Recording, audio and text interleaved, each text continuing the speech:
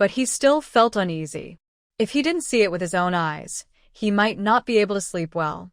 So Shi Jinghong asked the driver to take him to the vicinity of the treasure hiding place. He also deliberately took a detour just in case someone knew about it. Then he ran to the house panting and saw the intact padlock on the door, and he couldn't help but breathe a sigh of relief.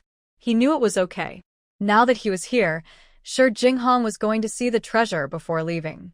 He opened the door, entered the house, and turned on the light, and saw the empty living room, without even a stool left.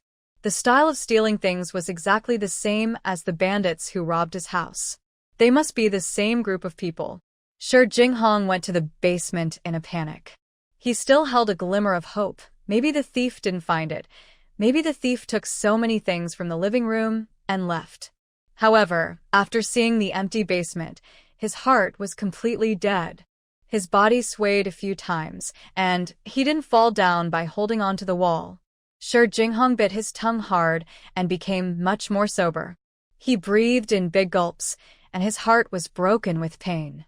So many treasures were gone, and he had worked hard for several years. Suddenly, he thought of something and sweated profusely. The little notebook. It doesn't matter if the treasure is lost, but the key is that little notebook. If someone gets it, it can cost him his life. Who is it? Which rascal did it? I will never forgive you. Shi Jinghong's angry cry echoed in the basement. Wan Qiqi, the culprit, went back to the compound with Lu Yi. This time she didn't get mad, and her attitude was particularly good. She also brought a gift to Lu Disheng, a conquering gold pen, which she got from Shi Jinghong. Shi Jinghong must have snatched it from someone else. This kind of gold pen is a Republic of China style and has been discontinued. Conquering gold pen, Uncle Lu, I was ignorant and too offensive a few days ago. This gold pen is my apology to you. You must accept it. If you don't accept it, it means you are still blaming me. I will feel very uncomfortable, unable to eat, unable to sleep at night, and living a life worse than death. Wan Qiqi handed over the 70% new gold pen with both hands respectfully. Her words were also very pleasant to hear, but they were a little too long-winded. Lu Disheng didn't want to accept it, but he was so annoyed by her nagging that he had to interrupt her. Don't say anything, I'll take it. Lu Disheng took the pen. He thought it was just an ordinary pen, at most 2 or 3 yuan, so it didn't matter if he took it. After Lu Disheng received the pen, he casually placed it on the table and put it in the drawer after a while. He did not plan to use it. Uncle Lu, have you still not forgiven me? I know. You definitely haven't forgiven me. Oh, forget it. People like me really don't deserve your forgiveness. People like me are wasting air, food, and resources. Wan Qiqi sighed sadly and made a gesture of holding her heart, with a sad and mournful expression, as if she had no desire to live. What's wrong with you again? Lin Mannion looked alert, always feeling that Wan Qiqi had bad intentions. She didn't believe that Wan Qiqi would suddenly become so sensible. It's easy to change a country, but it's hard to change one's nature. This little witch is just a crazy woman. How can she become a civilized person? Aunt Lin, how can you say I'm crazy? I'm doing this for your own good and for the good of this family, but you don't appreciate it and you're stabbing me in the heart. You're going too far. Wan Qiqi was crying, and I felt pity for her. Lin Mannion was very irritated. This was a trick she often used, but it was actually learned by the little witch. You plant capitalist weeds in the yard every day. If someone reports you, my father's future will be ruined by you. You're stupid and you don't admit it. You only know how to pillow talk and take advantage of others all day long. You don't have a brain at all. My father's eyes are blinded by, so he will be. Lu Yi got angry and was about to curse again, but was stopped by Wan Qiqi. Don't say that. No matter how stupid Aunt Lin is, she is your father's concubine after all. Even if she was a concubine in the past, she is still half an elder. We have to know the etiquette. Besides, your Aunt Lin is very self-aware. She knows that she is stupid and is afraid of passing it on to her children. She has been taking contraceptive pills all these years. It is a good thing that she didn't give birth to stupid brothers and sisters for you. Wan Qiqi's tone was very gentle. She looked very quiet and had a soft and pretty face. As long as she didn't go crazy, she was still very likable. Lu Disheng's mind was a little confused. He was not used to such a well-behaved Wan Qiqi. He was also very uneasy. He always felt that this was the calm before the storm. This girl went crazy without any warning. At this time, Lu Disheng hadn't reacted yet, but Lin Manyun's face changed drastically, and she shouted in panic, "Who is taking contraceptives? What nonsense are you talking about?" "I'm not talking nonsense. I took your pulse yesterday. You have been taking medicine for more than 10 years. My father is the most powerful barefoot doctor in the whole commune. I won't be wrong." Wan Qiqi blinked. Her tone was particularly firm. In fact, she didn't know how to take a ghost's pulse. It was the camphor tree behind the Lu family's house that said it. She wanted to dig some handles on Lin Manyun, but the camphor tree behind the Lu family's house was too young and knew too little. She asked for a long time before she learned that Lin Manyun often took medicine. The little camphor tree didn't know what medicine she took. It only knew that Lin Manyun would take it every month when she had bleeding and took it for 20 days in a row, then stopped and waited for the next month to bleed. Wan Qiqi knew it was contraceptive pills as soon as she heard it, and Lin Manyun was taking it now. It seems that Lu Disheng is really strong and healthy. He is an old man in his 60s, but his needs are still so strong. "You take birth control pills?" Lu Disheng finally reacted and looked at his wife in confusion. He had always wanted to have a few more children, but Lin Manyun said that he was old and his was not good, so he couldn't have children. And Lin Manyun had always shown that she wanted to have more children, so he had been blaming himself all these years, thinking that it was because of him that his wife couldn't fulfill her wish.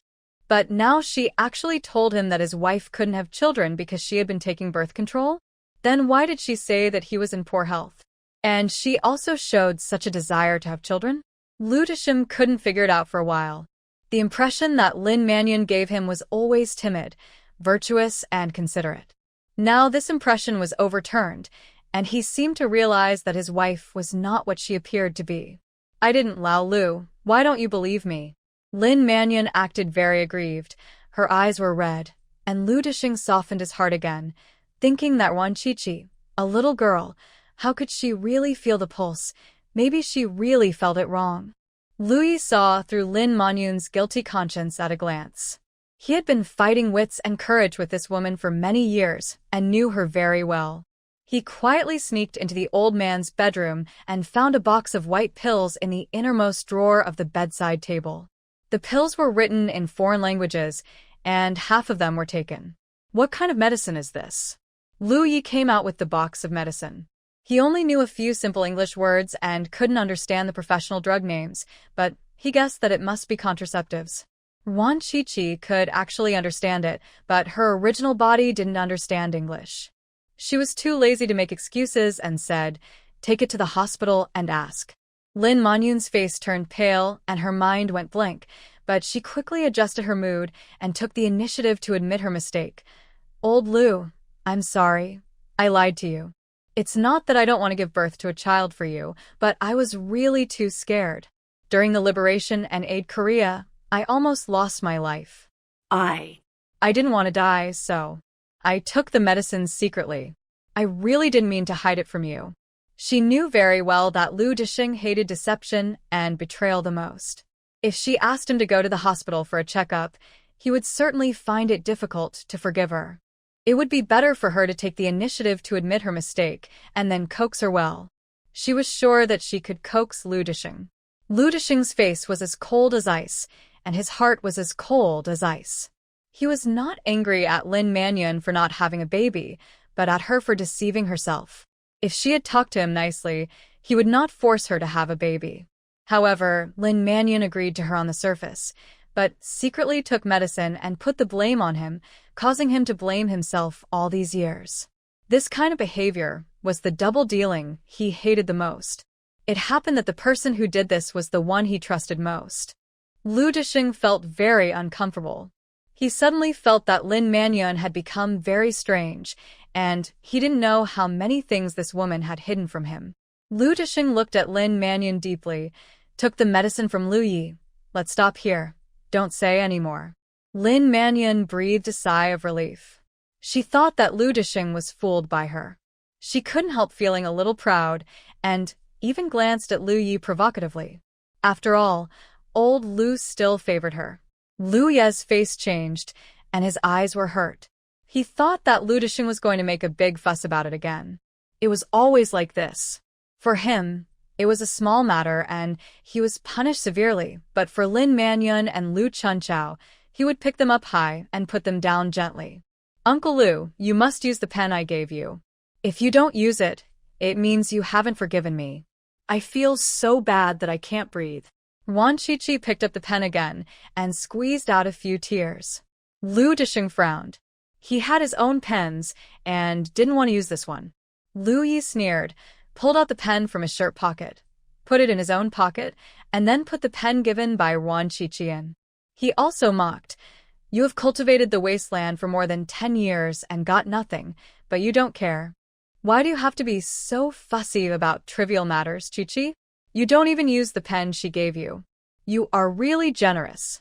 Lu Disheng gritted his teeth and wanted to curse, but he didn't know what to say.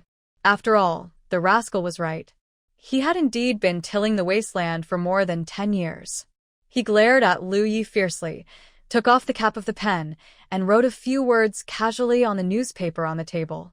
He unexpectedly found that this pen was unexpectedly easy to use. It was much better than the one he used before. It was particularly smooth to write with, and the words written with this pen were particularly beautiful. This pen is very good. I will use this one in the future. Thank you. Lu Disheng's thanks this time were more sincere. He also felt that although Wan Qiqi was a little crazy, her gift was still very sincere. As long as the girl didn't let Lu Yi come to her house, he could accept it. You're welcome. As long as Uncle Lu likes it, I'm glad. I'll go back to my hometown tomorrow and bring Uncle Lu local specialties next time. Wan Qiqi smiled politely and said goodbye. Lu Disheng did not try to keep her, as he still had something to ask Lin Mannion. Lu Yi left with Wan Qiqi. He returned to the army and sent Wan Qiqi back to the guest house first. What's the origin of that pen? Lu Yi always felt that Wan Qiqi must have a deep meaning for giving him a pen for no reason. Sure, Jinghong got it from her. Wan Qiqi winked. She also learned from Zhang Xu that this pen was Shi Jinghong's favorite, and she often put it in her pocket to pretend to be a cultured person. If he hadn't been so anxious to catch Lu Hongling that day, the pen would not have fallen in the office. Lu Yi was stunned for a moment. Then he raised his thumb, with an expression of sincere admiration. When it comes to going crazy, he is far inferior to Wan Qiqi. So, he decided that after getting married, he would listen to his wife about family matters, and he would just execute them. Can your father beat Shi Jinghong? Wan Qiqi asked. At this time, Lu Yi was pushing a bicycle and walking side by side with her in the courtyard. At this time, there were still many people outside, chatting in groups of 3 or 4, or taking a walk. They are comparable. The main reason is that Shi Jinghong has a cousin in the general military region. He is a cousin of Commander Yang, and they have a very good relationship. Lu Yi explained the reason. Without the support of this cousin, Shi Jinghong would definitely not be the opponent of the old man. Is that cousin the third child, called the third brother? Yes, how do you know? Lu Yi looked surprised. How did his Qiqi know everything? Wan Qiqi smiled mysteriously, took out a small notebook from her pocket, stuffed it into his hand, and gave him some advice. Let your father and Shi Jinghong fight to the death first, and then you hand over this small notebook. Lu Yi opened the small notebook, only read a few lines. His mouth grinned to the back of his ears. He looked around. No one was there. Then he hugged Wan Qiqi and kissed her hard. From now on, you have the final say in our family. Of course. Wan Qiqi's expression was as matter of course. With such a thick golden finger, he naturally had to listen to her. Lu Yi was so surprised that he wanted to kiss her again, but he heard someone calling him. Xiaoye. Lu Yi immediately frowned and whispered in Wan Qiqi's ear, It's my mother. She is as petty bourgeois as Lin Mannion, and her brain is not stupid. Don't pay attention to her. Wan Qiqi knew it in her heart. She was a hypocritical literary middle-aged woman who was not very smart and liked to complain without reason. Xiao Yi, is this your rural girlfriend? Yuan Huilan came over. She was prettier than Lin Manyun, tall and well-proportioned.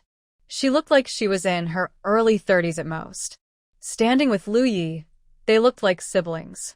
She was a little taller than Wan Qiqi, and the look in her eyes was scrutinizing, which made people feel very uncomfortable. Wan Qiqi raised her head slightly, looked back with a sharper look, and said generously, "Yes, I am Lu Ye's girlfriend." "Who are you?" "I'm his mother." Yuan Huilan frowned, looking unhappy. "This country girl is pretty, but quite rude." Lao Emo said she is also very brave. She cried, made a fuss, and even threatened to hang herself in Lu Dishing's office, just like a country shrew. How could her son marry such a rude countrywoman? Wan Qiqi raised her eyebrows, then stretched out her hand and bent it upwards a few times.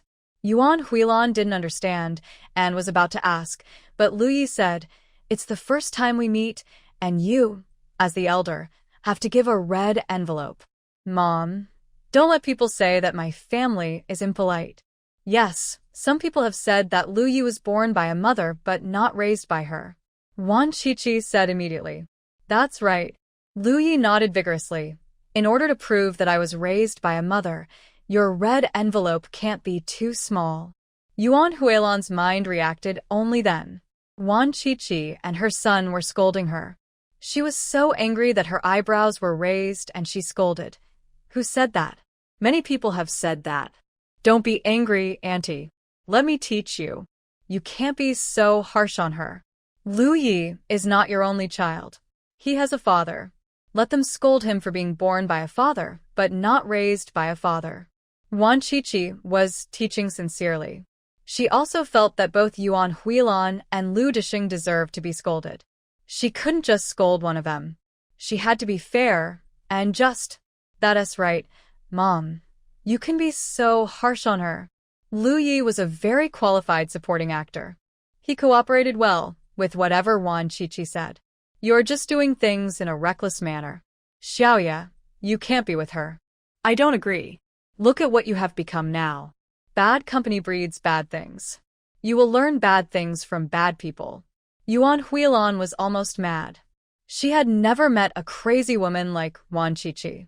She didn't speak or act according to common sense. She was shameless and could say anything. She was so uneducated. Wan Qiqi rolled her eyes and felt sorry for Lu Yi. None of his parents were good, and they were so self-righteous that they thought they were the best parents in the world. How disgusting. "You're not a member of the Lu family anymore. Why do you care who I date? Just take care of your two sons in the Mo family and don't bother me." Lu Ye's tone was very aggressive. He had lived in the Mo family for half a year before. Yuan Huilan was concerned about the two stepsons and took care of them meticulously. She didn't ignore him, but she didn't care enough. But what made him most angry was that Mo Qiufeng's two sons were just like him, both insidious and treacherous foxes. They had been plotting to bully him since they were young. Every time he was bullied, Yuan Huilan would scold him without knowing the truth and force him to apologize to the two brothers. Of course he refused, and then he would be beaten by Yuan Huilan, who also scolded him, and Lu Dishing for having the same bad character. It's annoying just to watch. After beating him, she punished him to stand outside and didn't give him any food. Yuan Huilan, her two stepsons, and her daughter were eating in the house, but he was hungry outside the door, watching the family inside talking and laughing while eating. It was so warm, so happy, but it didn't belong to him. When Mo Qiufeng was at home, he was treated better because Mo Qiufeng would find out and punish whoever was wrong, but he was not grateful because he knew that Mo Qiufeng was just trying to save face. He was just an outsider. How could he be better than his own son? "I'm your biological mother. Why can't I control you?" Yuan Huilan raised her voice in anger, and her expression was very aggrieved. A biological mother who only gives birth to a child but doesn't raise him is so dear. Wan Qiqi muttered in a voice that Yuan Huilan just heard. When I talk to my son, do you have the right to speak? Yuan Huilan glared at him fiercely, and she disliked Ruan Chichi more and more. She was an uneducated wild country girl, not worthy of her son at all. Auntie, after Lu Yi and I get married, I will be his closest person. Don't say you remarry. Even if you don't remarry, you have to stand aside. What's more, you have to die before me. I am the close lover who accompanies Lu Yi to the end. Do you understand? Wan Chichi lost her patience. Lu Yi's mother was really not smart. She couldn't understand human words, let alone speak human words. The old fox Mo Chiofeng probably married her because he was attracted by her stupidity, right? Smart people like simple-minded people who are easy to control. That's right, Chi-Chi is my closest lover. You and my father have to stand aside, and don't bother me. Lu Yi stood firmly on the side of his wife, and what Wan Chi-Chi said was what he wanted to say. Huilan, why are you walking so fast? Mo Chiofeng's voice came from behind, and he soon walked up to them. Seeing Lu Yi, Wan Chi-Chi, and Yuan Huilan, who was red with anger, he immediately understood. Xiao Yi, are you going to send Miss Ran back to the guest house? Mo Chiofeng smiled at Wan Chi-Chi, and his attitude was very polite. Wan Chi-Chi also smiled and said to Yuan Huilan, Auntie, if you don't want to give me a red envelope, it's fine. I'm not really after the money. I just want to show my thoughts. Now I know your intentions, which are indeed worthless. I also know how to get along with you in the future. Thank you. Yuan Huilan's anger had not yet subsided, and she was further irritated by these words. She opened her mouth to curse, but was stopped by Mo Chiofeng. She was quite obedient, and endured it when Mo Chiofeng stopped her, and even glared at Wan Chi-Chi. I do want to give a red envelope, but it's not very convenient now. Xiaoya's mother and I went out for a walk, and I didn't bring a red envelope. It's also Xiaoya's fault for not bringing Miss Ran home for dinner. I had already prepared the red envelope, but I didn't have the chance to give it to her. You don't even enter the house, but ask for a red envelope on the street. What a good manners. Yuan Huilan muttered softly and glanced at Wan Chi-Chi with disdain. But Wan Chi-Chi had excellent hearing and good eyesight. She had been planning to leave, but now she didn't want to leave. Uncle Mo is right. It is true that Lu Yi and I are ignorant of etiquette and have not visited you. So let's go to dinner now and try the aunt's cooking. After all, Lu Yi has lived for 25 years and still doesn't know what the food cooked by his own mother tastes like. Let's have a good taste today. Wan Chi-Chi had a big smile on her face, and her words were directed at Yuan Huilan. She hadn't even cooked a meal for her son, so how could she have the nerve to talk in front of her? She was not afraid that Lu Yi couldn't keep up with her pace. If Lu Yi couldn't even do this, he could delete this person. That's right. I've eaten a few meals of the food cooked by my stepmother. I've never eaten the food cooked by my biological mother. I don't know what it tastes like. Mo Jinsong and Mo Tsongrong must know better than me. They just need to tell my mother what they want to eat, and my mother will go and cook it. People who don't know would think they are my mother's biological children. Lu Yi sneered and cooperated with the sarcasm. Yuan Huilan's face turned blue and red, and she couldn't hold her face. She resented Lu Yi for speaking regardless of the occasion, just like his father, a rough man, without any self-cultivation. Why didn't I cook for you? Did I starve you when you lived with me? Yuan Huilan gritted her teeth and looked at her son, with complicated feelings in her heart. She still had feelings for her son. After all, he was the flesh and blood that fell from her belly, and Lu Yi's body was flowing with her blood, but she couldn't like this son with all her heart. Lu Yi's bad temper was too much like his father's. He was rude and uneducated. When she was young and ignorant, she was attracted by Lu Disheng's bravery in fighting and impulsively married him. But less than a month after the marriage, a huge disagreement arose between her and Lu Disheng. Lu Disheng was unhygienic, loved to swear, had a bad temper, smacked his lips when he ate, loved to eat raw garlic and green onions, had a strong body odor, and didn't like to wash his feet before going to bed. She really couldn't stand these bad habits, and she had talked to Lu Disheng many times, But this man not only didn't change, but also scolded her for being a petty bourgeois moaning. The most unbearable thing for her was yes, she and Lu Dishing had nothing in common. She liked to read poetry and also liked to discuss poetry with her lover, but every time she mentioned poetry, Lu Dishing was dismissive and said that the scholar cried for his parents and wet his pants on the battlefield, so he could not be relied on at all. She was so angry that she never talked about poetry with Lu Dishing again, but it was really painful to live with a man who had no common channel in thought and soul. Only 3 months after marriage, Yuan Huilan wanted to divorce. But she found out that she was pregnant. The medical conditions at that time were too poor, and medicine was in short supply. What medicine there was had to be given priority to the wounded, so she had no choice but to give birth to this child. But half a month before giving birth, Lu Dishing received an order to evacuate urgently. He left with a large army, but left her behind and asked her to find a way to catch up with the large army. The situation was very serious at the time. The enemy was searching everywhere. She hid in a fellow villager's house, trembling with fear every day, with nothing to eat, and gave birth to the child in fear. Later, the situation became more serious.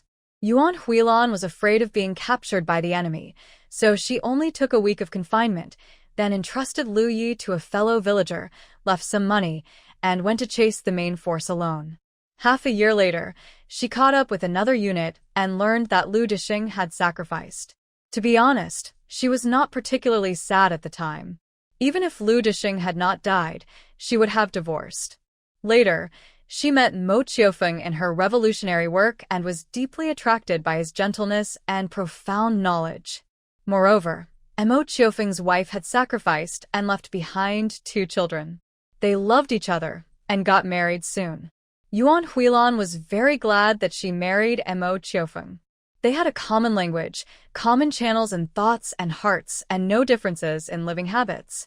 With Mo Qiufeng as a comparison, she felt more at ease. With Lu Dishing became more and more disgusted, and even felt that the marriage with Lu Dishing was a stain in her life, including the child she had with Lu Dishing. Therefore, in the following years, Yuan Huilan subconsciously avoided looking for the child, but later she knew that Lu Dishing was not dead, so she told him the hometown where Lu Yi was fostered. When he was 10 years old, Lu Dishing took his son back. She heard from Lu Dishing that Lu Yi lived alone in the mountains, with lice all over his body and tangled hair, like a savage.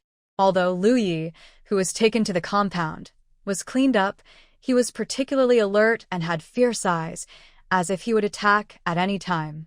At that time, she felt guilty. It was indeed her fault for the child, but this self-blame only lasted for a few days. Mo Qiufeng's 2 sons and her daughter, all 3 children needed her to take care of them, and she had no extra thoughts for Lu Yi. Moreover, Lu Yi had a bad temper, a weird personality, and was moody. Yuan Huilan really couldn't like this biological son. Mo Jinsong and Mo Tsongrong were much more sensible. As expected, he takes after his father. If his father is not good, the son he gave birth to is not good either. Yuan Huilan looked at her son with dissatisfaction. Her eyes were very stern, and there was also some disgust. She did cook, and she cooked what the Mo family liked to eat. During the difficult period, the food rations were insufficient, so the Mo family was given priority to eat first. She didn't care even when her own son was hungry and crying. She is really a good mother. Wan Qiqi spoke loudly. Yuan Huilan has not reflected on herself at all until now. There is no need to save face for such a woman. Qiqi, you don't understand. My mother sacrificed her son to save others.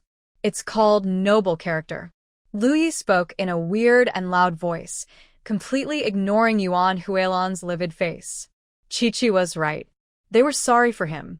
Why should he bear it? He should be mad when he should be mad. He should be mad at these irresponsible adults who only gave birth but didn't raise them.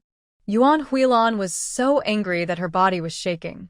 At this time, several people came over and greeted her. She felt even more ashamed. She had to force a smile and greet these people. Go home and sit down. Mo Qiufeng spoke at the right time. He knew that Lu Yi resented his wife, but he didn't expect that the resentment would be so deep. he also knew the reason. Huilan cared too much about his son and ignored Lu Yi. It was indeed Huilan's fault, but Lu Ye's temper was too weird. He still remembered the grudge after so many years. He was really left-wing. Wan Qiqi pulled Lu Yi away. Mo Qiufeng wanted face, so he must give a red envelope, and he would not refuse it for nothing. Yuan Huilan walked in front with a stern face. After returning home, she sat down angrily and ignored people. Didn't you ask us to go home for dinner? You dare to come back and starve? Wan Qiqi didn't sit down, glanced at the cold table and chairs, and said something sarcastic. You'll get used to it. I've been starving at the Mo family for half a year. Lu Yi sneered and cooperated very well. Then go open the window. Let's go to the window and drink more. Wan Qiqi pulled him to the window and pretended to open the window. Enough, have you guys had enough of making trouble? Yuan Huilan couldn't help it. She slammed the table hard and shouted angrily. No, we didn't make trouble. You asked us to go home for dinner, and we went back, but there was no food, not even a cup of hot tea. We don't want to drink northwest wind, so are we going to drink toilet water? We can't drink that. You didn't tell us before we came that you all drink toilet water for dinner. In our country, only dogs eat. Wan Qiqi was very stable and reasoned with her calmly. You called me a dog. Yuan Huilan was so angry that she wanted to slap Wan Qiqi in the face, but her cultural upbringing didn't allow her to hit anyone, so she could only sulk by herself. Her lungs were about to explode. Mo Qiufeng was calm and composed, with a calm expression, and it was impossible to tell what he was thinking. Aunt, I'm just stating the facts. I didn't say you're a dog. Lu Yi is your son. Scolding you is the same as scolding my man. I'm not that stupid. I can still tell the difference between relatives and strangers. Unlike some people, they can't tell the difference between relatives and strangers. They're crueler to their own sons than to stepmothers. TSK. It's really a bizarre story. They're worse than beasts. Wan Qiqi was very eloquent. Although she spoke fast, she was articulate and spoke very densely. Yuan Huilan couldn't get a word in at all. She could only passively listen to her scolding. She was so angry that she couldn't refute. Mo Qiufeng couldn't sit still. This girl was sharp-tongued and could scold people without using any dirty words. If he didn't say anything, his wife would probably be angry to death. Huilan, go cook for them. As soon as Mo Qiufeng opened his mouth, the tense atmosphere in the room suddenly relaxed. Yuan Huilan was very obedient in front of him. She didn't dare to go east or west, so she went to the kitchen obediently. Auntie, if you're cooking noodles, Lu Yi and I will each have 5 eggs. If you're cooking, we're not picky, give us more bacon and sausages. Wan Qiqi asked loudly, not at all shy. I remember Xiao Yi likes bacon, Huilan fry more. Mo Qiufeng smiled gently and looked kind, but Wan Qiqi knew that this was just an appearance. If this old fox was really a good person, how could he turn a blind eye to what happened to Lu Yi at home? I also like sausages, cured fish, steamed cakes, egg cakes, and malted milk. Do you have any? Lu Yi sneered. These were the things he wanted to eat when he was a child, but couldn't. In the Lu family, these things were eaten by his younger brother.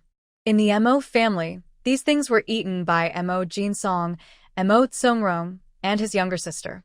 None of them were for him. Only his sister Mo Heping, who was 4 years younger than him, would hide the food and secretly give it to him, so he had the best relationship with Mo Heping. I remember there are some steamed cakes at home. I'll get them. Mo Qiufeng got up with a smile, went to the cabinet and found half a bag of steamed cakes and half a can of malted milk, and made them 2 cups of very strong milky flavor.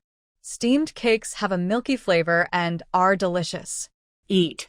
Mo Qiufeng put the things in front of them, and also a red envelope, and stuffed it into Wan Qiqi. Thank you, Uncle Mo. Wan Qiqi took it without hesitation and put it in her pocket. Don't be polite, we are family. Since you are dating Xiaoya, you should care for him and love him more in the future. The child suffered a lot of grievances when he was young. It's also his mother's fault that we didn't fulfill our responsibilities and hurt his heart. Alas, the past is over. We have to look to the future. Xiaoya, don't let resentment cloud your heart. Let go of what you should let go, so that you can live more easily. Mo Qiufeng spoke earnestly, trying to persuade Lu Yi to let go of his hatred. He really felt that Lu Yi was blinded by resentment, which also affected his character and made him act more and more extreme. This is not good. As a man, he should be more open-minded and not always care about the past. Lu Yi sneered and did not respond. Uncle Mo, how can you repay kindness with kindness? According to what you said, the previous hatred can be let go, but should we let go of the hatred of the Japanese devils? Wan Qiqi asked back. Mo Qiufeng's face changed slightly, and he said unhappily, how can the two be compared? Huilan is Xiaoya's biological mother. At most it is just an internal conflict, our national hatred. You are making a random analogy. I'm not making a random analogy. Sometimes the stab of a relative is more painful than the stab of a. Wan Qiqi retorted with a smile. Often the most painful comes from the closest people. Lu Ye's current personality is all due to his parents' irresponsibility. They owe him. Lu Yi, who had been sitting quietly, suddenly had red eyes. He turned his head away, not wanting Mo Qiufeng to see his weakness, but he really wanted to cry. Until this moment, he finally heard someone standing by him and speaking out his grievances for him. Others would only say that he was wrong, saying that even if his parents were wrong, they gave birth to him and raised him, so how could you be so rebellious? But has anyone asked him if he wanted to be born? They didn't ask for his consent when he was born, and they ignored him after he was born. When he grew up, what right do they have to scold him when their parents are indifferent to him? In the past, Lu Yi could not understand why he would be easily angered by his parents, and every time after a fit, his heart would be filled with pain, as if there was a very long cut, and he could not find medicine to heal it, so it kept bleeding and kept consuming his energy, making it impossible for him to maintain emotional stability. Now he finally understood that this cut that would never heal was caused by his parents. Because it came from the closest people, the wound was so deep and painful. Wan Qiqi felt his sadness, patted him on the back gently, and stuffed a piece of steamed bun into his mouth. Eat more. It's rare to eat your mother's buns. We'll take it away if we can't finish it. Mo Qiufeng was a little moved by her words. He was also reflecting on himself. Perhaps he had never entered Lu Ye's heart, and he didn't know the grievances in his heart. He might have been a little too confident. He looked at Lu Yi and saw his red eyes. He felt a little sad. It was the first time he saw Lu Yi so weak. In the past, Lu Yi was either threatening or smashing things. His mood was extremely unstable. Sometimes he wanted to have a good chat with this kid, but every time he started, Lu Yi would be weird, and it was impossible to talk. It seems that Wan Qiqi has a great influence on Lu Yi, and this girl cares about Xiao Yi very much. It's good that Xiao Yi lacks love, and Wan Qiqi makes up for it. Mo Qiufeng wanted to say a few warm words, but before he opened his mouth, he was amused by Wan Qiqi. He smiled and said, "You can come back any time if you want to eat steamed buns. Our family can still afford it." Your family can certainly afford it at any time, but your mistress is not willing to give it to my Lu Yi. The court's disaster relief also depends on who sends the grain. Wan Qiqi also took a piece of steamed cake to chew. It had a strong milky flavor and was soft. It melted quickly in her mouth after taking a bite. Her mouth was full of milky fragrance. She also loved to eat steamed cake before she came here. Steamed cake is the childhood companion of every child in Tanzhou. It is economical and delicious. Mo Qiufeng was a little embarrassed by her. He had been a political commissar for so many years, but this was the first time he met someone like Wan Qiqi, who was stubborn. Ideological work was too difficult. She was a tough nut too. You have some misunderstandings about Huilan. Although she is a little lacking in taking care of Xiaoya, she can't abuse Xiaoya. She is not that kind of person. Mo Qiufeng defended his wife. Murderers say they are innocent. The guilty ones are the victims. Wan Qiqi was busy chewing on the steamed bun and took a break from her busy schedule to say something, then took a big sip of malted milk, which tasted great. Nowadays, malted milk is made with real milk, and it has a very strong milky flavor, much better than the ones in later generations. Mo Chiofeng was choked and smiled bitterly. He now had a feeling of powerlessness, like a scholar meeting a soldier, unable to explain himself clearly. These two children's thinking was not normal. This malted milk has just been opened. Xiaoye will take it to the dormitory to drink later. Mo Chiofeng had to change the subject and find a chance to persuade him later. Wan Qiqi swallowed the steamed bun in her mouth and taught Lu Yi a lesson. It's right to listen to me, right? Ask for whatever you want to eat. If your mother doesn't give it to you, just take it. Anyway, you have asked and you can take things from your own home. Compared to being hungry, dignity is. Remember my words in the future. Don't be stupid. Remember, I will be shameless in the future. Lu Yi nodded vigorously while eating a cake. Listening to Qiqi's words is better than reading for 10 years. The old soldier is right. Only by listening to your wife can you live a good life. No matter how eloquent Mo Chiofeng is, he can't chat with these two people. He, the political commissar who can debate with heroes, is directly silenced in front of these two young people with advanced mental state. Fortunately, Yuan Huilan prepared the meal and brought out the dishes. Lettuce fried with bacon, steamed sausage, stir-fried salted fish with green garlic, stir-fried lettuce leaves, and a bowl of seaweed and egg soup. Each bowl of food is very large and looks good, but it is still a little worse than Shi Xiaojun's mother. Although Shi Xiaojun's mother is not a good person, the dishes she cooks are really delicious. Wan Qiqi is still savoring them.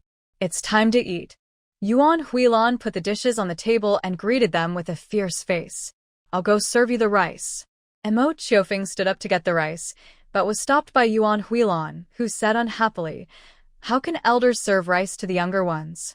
Let them serve themselves. Yes, we serve ourselves. Although Auntie often serves rice and dishes to Mo Jinsong and Mo Tsongrong, we are tolerant and have a broad mind. We won't care. Wan Qiqi got up and went to the kitchen to get the rice, and did not forget to make a few remarks. But when she made remarks, she always had a smile on her face, and her tone was still very calm. She said infuriating words at a slow pace. This was her most powerful point. No one in the world could be more crazy than her. Yuan Huilan couldn't help being excited, and was about to curse, but was stopped by Mo Chiofeng, who winked at her. She is too rude, such a wild girl. Yuan Huilan complained in a low voice. She really didn't want to have such an uneducated daughter-in-law. She was too embarrassed. You are polite. You are not a virtuous wife and not a kind mother. You are too polite. Lu Yi was also going to serve the rice, and happened to hear it. He turned around and made a sarcastic remark, directly exposing Yuan Huilan's fig leaf. In the past, when he got mad, he was still concerned that the other party was his parents, so he always restrained himself, but he always got angry to death. Now he has come to his senses, and no matter whether they are his father or mother, he gets mad equally. It has nothing to do with him if he gets angry to death. There is a cause and an effect. He didn't starve to death when he was a child, and he was able to grow up to this age, all because of his own hard work. If his parents couldn't bear it and were angry to death by him, then they can only blame them for not working hard. Lalamo, listen to how he talked to me? I worked hard to cook a table of dishes, and my hands were burned. Is this how he treats me? Yuan Huilan was so angry that her whole body was shaking, and she was so aggrieved that she burst into tears. She also showed him the redness on her wrist from the oil splashing on her wrist when she was cooking just now. Don't be angry. Xiaoye has resentment in his heart. It's okay to let him say a few words to vent. Mo Chiofeng persuaded softly. What grievances has he had? I still feel wronged. Okay, I'll bear it for your sake. Yuan Huilan was even more angry. She didn't feel that she owed her son anything. The conditions were so difficult at the time, but she gave birth to him and found a villager to foster him. She left most of her money behind. She only took a little money to find the main force. She slept in the open air and suffered from hunger and cold along the way. She almost died. She was good for Lu Yi by keeping him. Was she going to rush with a newborn baby? The result would inevitably be the death of mother and son. Why did Lu Yi resent her? Although she felt wronged, She was willing to give Mo Chiofeng face and had to swallow the grievance. Mo Chiofeng patted her hand gently and smiled at her comfortingly. Yuan Huilan's grievances immediately disappeared, and she felt particularly relieved. Wan Qiqi saw it all in the kitchen and curled her lips. Yuan Huilan and Mo Chiofeng had 801 thoughts in total, and 800 of them were on Mo Chiofeng. No wonder Yuan Huilan was coaxed into a daze and took care of her two stepchildren wholeheartedly. Your biological father and mother combined have only 250 brains. You have such a bright brain now, thanks to them abandoning you. Otherwise, if you grew up with them, you would definitely be as stupid as them. Wan Qiqi whispered in Lu Ye's ear. Then I should thank them for abandoning me? Lu Yi asked. That's not necessary. You should still blame those who should be blamed. Wan Qiqi shook her head.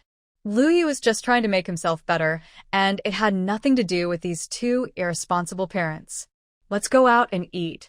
Wan Qiqi stuffed a big pot of rice into his hands and then took the bowls and chopsticks out. They had actually eaten dinner, but it didn't affect having another meal. Wan Qiqi also got a bottle of fermented tofu from the kitchen, which was quite appetizing. She ate 3 bowls in one breath, and they all got stuck in her throat. The rest of the food was poured into the soup bowl by Lu Yi, mixed it, and eaten it all. Mo Chiofeng was originally smiling slightly, and as the food on the table became less and less, his expression became more and more surprised. He didn't expect Lu Yi to be so good at eating. No wonder the child said that he had been eating Northwest Wind in the Mo family for half a year. The child has a big appetite, and Huilan is careless.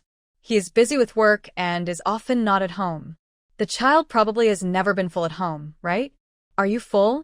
Mo Chiofeng asked with a smile. I'm full. Burp. Lu Yi burped loudly, and Yuan Huilan looked disgusted. What she hated most about Lu Disheng was that he smacked his lips and burped very loudly after eating. Lu Yi was just like his father, so uneducated. Wan Qiqi saw through her disgust at a glance, sneered secretly, and also burped very loudly and burped several times in a row, deliberately towards Yuan Huilan. This woman didn't know what she was noble about. This strong sense of superiority really deserved a beating. Yuan Huilan's face was very ugly. She gritted her teeth and used a lot of effort to hold back her anger. Wan Qiqi snorted, picked up the malted milk and steamed cakes on the table, and dragged Lu Yi away. I'm full, bye. Yuan Huilan hadn't reacted yet, and the two had already left. She was so angry that she scolded. You just lie there like this after eating. How can you be so educated? Old Mo, I strongly disagree with this marriage. You can't sign it. Do you want to live like this with Xiaoya for the rest of your life? Huilan, we are really sorry for Xiaoya. This kid has suffered a lot. Since he can find a girl who shares the same feelings with him, let him do as he wishes. Montag Kiefeng persuadet Ernst TLY. Although Yuan Huilan did not give in, her expression eased a little. Besides, even if they get married, they won't live with us. Out of sight, out of mind. Why do you have to be the bad guy? Mo Chiofeng persuaded again. Yuan Huilan was half convinced, but she still didn't like Wan Qiqi and only agreed to consider it. At this time, Wan Qiqi and Lu Yi met a tall and strong man who looked to be in his 30s, but with clear eyes and unusual words and deeds. Yeah, have you seen my Didu?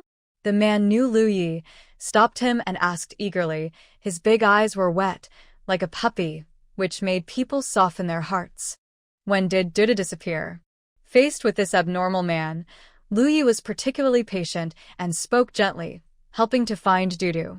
I disappeared yesterday. I can't find Dudu. It must be very scared. The man's emotions broke down a little. He pulled his hair hard and pounded his head with great strength. Lu Yi held his hand and soothed him softly. Dudu is very brave. It must be playing hide and seek with you. Don't worry, Mansai. I will help you find it. I will definitely find it. Okay, listen Tie. The man was comforted quickly. It was obvious that he trusted Lu Yi very much. Wan Qiqi could tell at a glance that the man was mentally abnormal and his intelligence was not very high. He must have been stimulated when he was a child, resulting in mental problems. However, The man was neatly dressed, tall and strong, and was obviously well taken care of by his family. He should be a child from someone in the compound, right? Dudu is his pet. Wan Chichi asked in a low voice. It's an apple. Manzai likes to play with it the most, and even sleeps with it in his arms. He named it Dudu. Lu Yi answered in her ear. Wan Chichi was not surprised. Normal people would never understand Shin Jingbing's spiritual world, but she could understand it. In the mental hospital before, she had met all kinds of pets. There were oranges, apples, and chicken bones that were coiled into jade color. These were all normal. There were also some abnormal ones, such as a smelly sock or a pair of smelly shorts. They would be treated as pets, chatted with every day, and even held to sleep. This man named Manzai seemed very normal to her. The apple named Dudu was the only one in the world in Manzai's heart. If he really couldn't find it, it would definitely be a great psychological trauma. Manzai, where was the last time you saw Dudu? Wan Chichi asked Manzai in the tone of talking to a normal person. At home, but Dudu may have run away from home. I had a little conflict with it in the morning. Dudu was unhappy and said he wanted to run away from home. I was wrong. I shouldn't have quarreled with Dudu. The man felt very guilty, with tears in his big eyes. He was obviously a grown man in his 30s, but he looked like a child, so pitiful. It's normal to quarrel. Yi and I quarrel often, and I even beat him. Wan Chichi slapped Lu Yi on the body with considerable force. Lu Yi bared his teeth in pain, forced a smile at Manzai, and cooperated. Yes, Chi-Chi and I are like this. I beat her too. After saying that, he also patted Wan Chichi, but he didn't use too much force. He was a little reluctant. But he forgot his own strength. Even if it was just a little bit of strength, it hurt. Wan Chichi gasped in pain. Her skin must have been slapped red. The rascal actually wanted to kill her. He deserved it. Wan Chichi used more strength and slapped back. She couldn't bear any loss anyway. The bang sound was like thunder. Lu Yi staggered forward, almost fell to the ground, and his spine was almost broken. He turned his head and looked at her sadly, murdering her husband. Wan Chichi smiled embarrassedly, a little guilty. She accidentally used all her strength just now. It was indeed a bit cruel. The man called Manzai was amused by them, curiously looked between the two, and pointed at Wan Chichi and asked, Yeah, is she your cousin? Yes, my cousin, her name is Chi-Chi. Lu Yi replied with a smile. His expression was very proud. Chi-Chi, hello, my name is Lu Yuanfei. The man extended his hand politely and introduced his name. Hello. Wan Chichi smiled and shook hand with him. She probably guessed Lu Yuanfei's identity. An old and respected leader lived in the compound. His surname was Lu. He retired from the capital 2 years ago. Probably because he didn't want to get involved in the muddy waters of the capital, he took his wife and children back to Tanzhou to retire. Although the old leader has retired, his prestige is still there. Even Lu Disheng and Mo Qiufeng don't dare to act rashly in front of the old leader. Lu Yuanfei should be the youngest son of the old leader.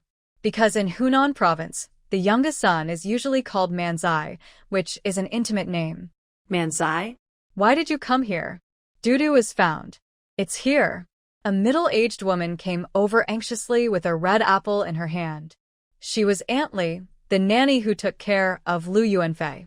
She followed from the capital and stayed in the Lu family for many years. Have you found Dudu?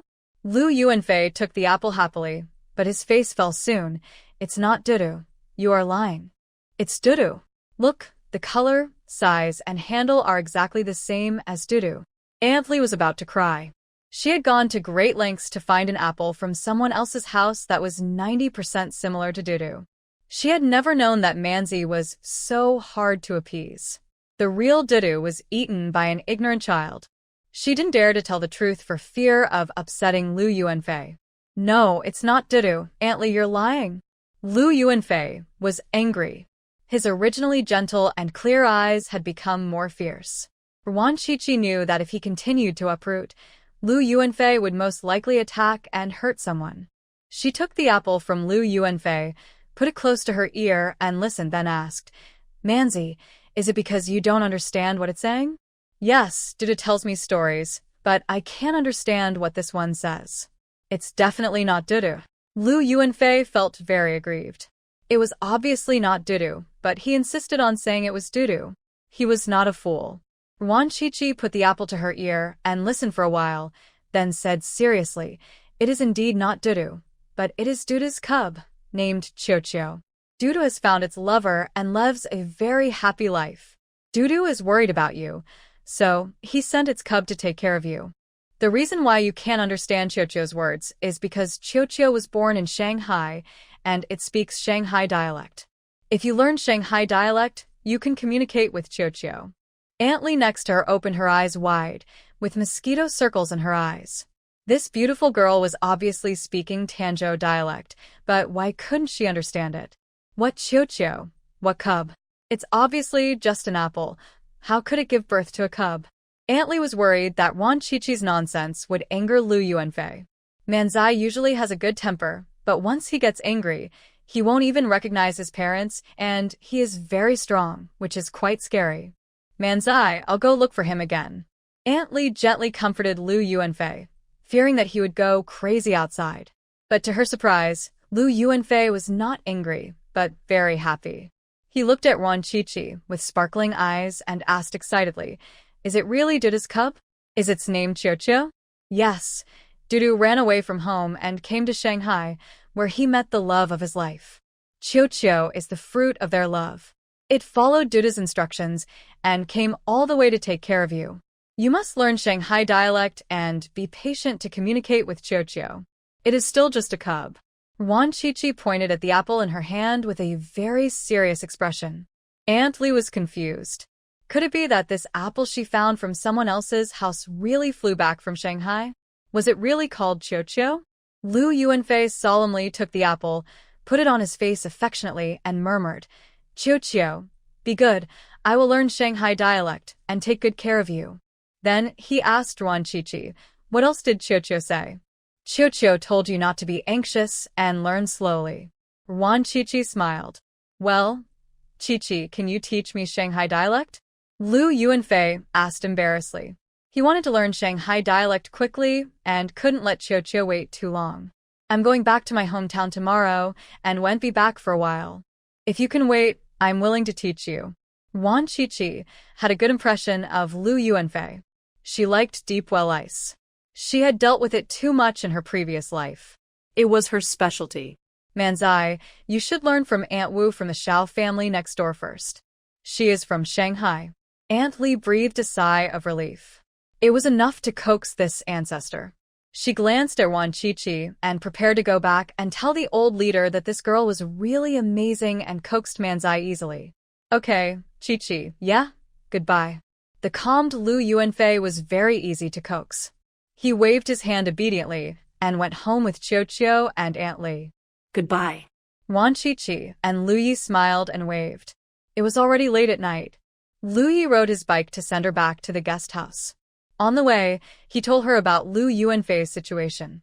When Manzai was 5 years old, he was arrested with his mother and was imprisoned for 2 years. Those people also tortured Manzai, and he had mental problems. Wan Qiqi immediately thought of a child in a textbook named Xiaoluotu, who was born and raised in prison.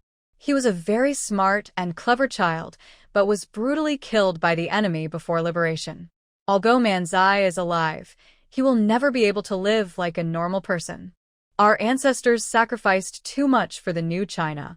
Lu Yi sent Wan Qiqi to the guest house and shamelessly pestered her and kissed her for a long time. His mouth was swollen. "No more kissing, my mouth is swollen." Wan Qiqi pushed him away. At this moment, her eyes were blurred, her eyebrows were charming, and her face was full of peach blossoms. Seeing this, Lu Ye's heart was moved, and he couldn't help kissing her again. "It's swollen anyway, kiss me again." Wan Qiqi hesitated for only a second, and then cooperated and kissed her. Lu Yi was right, it was already swollen. What was there to hesitate about? Just kiss until the end of time. The two kissed for another 10 minutes, and when they were about to get excited, they stopped. "I'm going back to my hometown tomorrow morning. Wait for me to call you and come back, and bring more gifts," Wan Qiqi ordered. I'll drive you back tomorrow and take a look around your village, by the way. Lu Yi couldn't wait to declare his sovereignty as a son-in-law. Anyway, he didn't have any tasks recently, so he had plenty of time. As for the position of deputy battalion commander, it was the same with or without him. He was just a position. In fact, even Lu Desheng had no authority to command him. He belonged to the Special Operations Team and was directly led by the Beijing side. The reason why he stayed in the army was just to facilitate his work. No, I'll call you before you come. Don't interfere with my work. Yuan Qiqi refused. She went back this time to deal with the extreme. The family that abused the original body's eldest sister, the uncle's family that wanted to wipe out the whole family, He Jianjun's family, and several rascals in the village who spread obscene rumors in the previous life and forced the original body to death, all need to be dealt with. If Lu Yi goes back early, those people will be afraid of his identity and will definitely not dare to show their cannibalistic faces. They will also rush to curry favor with her. How can she deal with them? She has to have a legitimate reason to be crazy, even if she is a crazy woman. Therefore, she has to deal with these beasts first, and then ask Lu Yi to come back to recognize the family. Do you want my help? Lu Yi was not very reassured. Although his Qiqi was extremely smart, she was just a girl after all, with limited strength. What if she was bullied?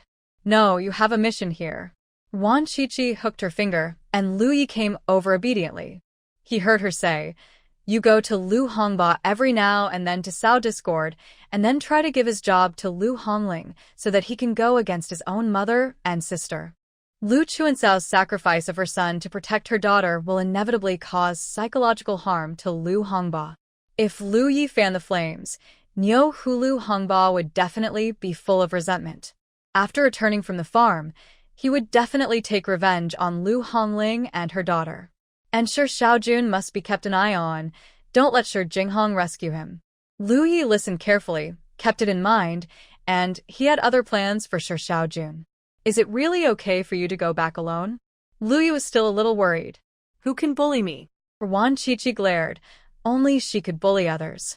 Lu Yi smiled and kissed her hard. He liked the girl's confident, flamboyant, and crazy energy. Go back. Don't forget to go home and fertilize your stepmother's vegetable garden. Yuan Qiqi pushed him away and reminded him of something important. Lin Manyun didn't like to see Lu Yi, so he had to go back from time to time to discuss this woman, which would make her angry or disgusted. I can't forget it. I will hold my back and go home to take a dump in the future. Lu Yi responded with a smile. He didn't like to go back before, but now he couldn't wait to go back. Seeing the old man and Lin Manyun's angry looks, he felt very happy. And his mother, he also had to go home often to see her. Your stepfather's red envelope. Take it and spend it. Buy whatever you want to eat. Don't lose anything. Yuan Qiqi stuffed the red envelope given by Mo Qiufeng into Lu Ye's pocket. She had too much money to spend now, and Shi Jinghong had made tens of thousands. Lu Yi opened the red envelope, which contained 50 yuan. He grinned and said happily, "You are quite generous. Half each." He only wanted 20 yuan and gave the remaining 30 to Yuan Qiqi. He already had a high salary and he would go to the old man to scrape some money from time to time, so he was not short of money. Yuan Qiqi was not polite and took 30 yuan and urged him to return to the army. After Lu Yi left, she listened to some gossip from old Ginkgo, and then she went to wash her hair and take a bath, and changed into a new light blue corduroy jacket. The fabric was collected from Shi Jinghong's house, and the sewing machine was also taken from the Shi family. She learned a variety of skills in the mental hospital, and tailoring was just a trivial one among them. It only took a few drops of water to make a coat. The original body had few clothes. Nowadays, there is a shortage of cloth in rural areas. 3 years of new, 3 years of old, and 3 years of mending. This is the true portrayal of every rural person. It is very normal to wear patched clothes. It is abnormal not to patch them, and many people will envy them.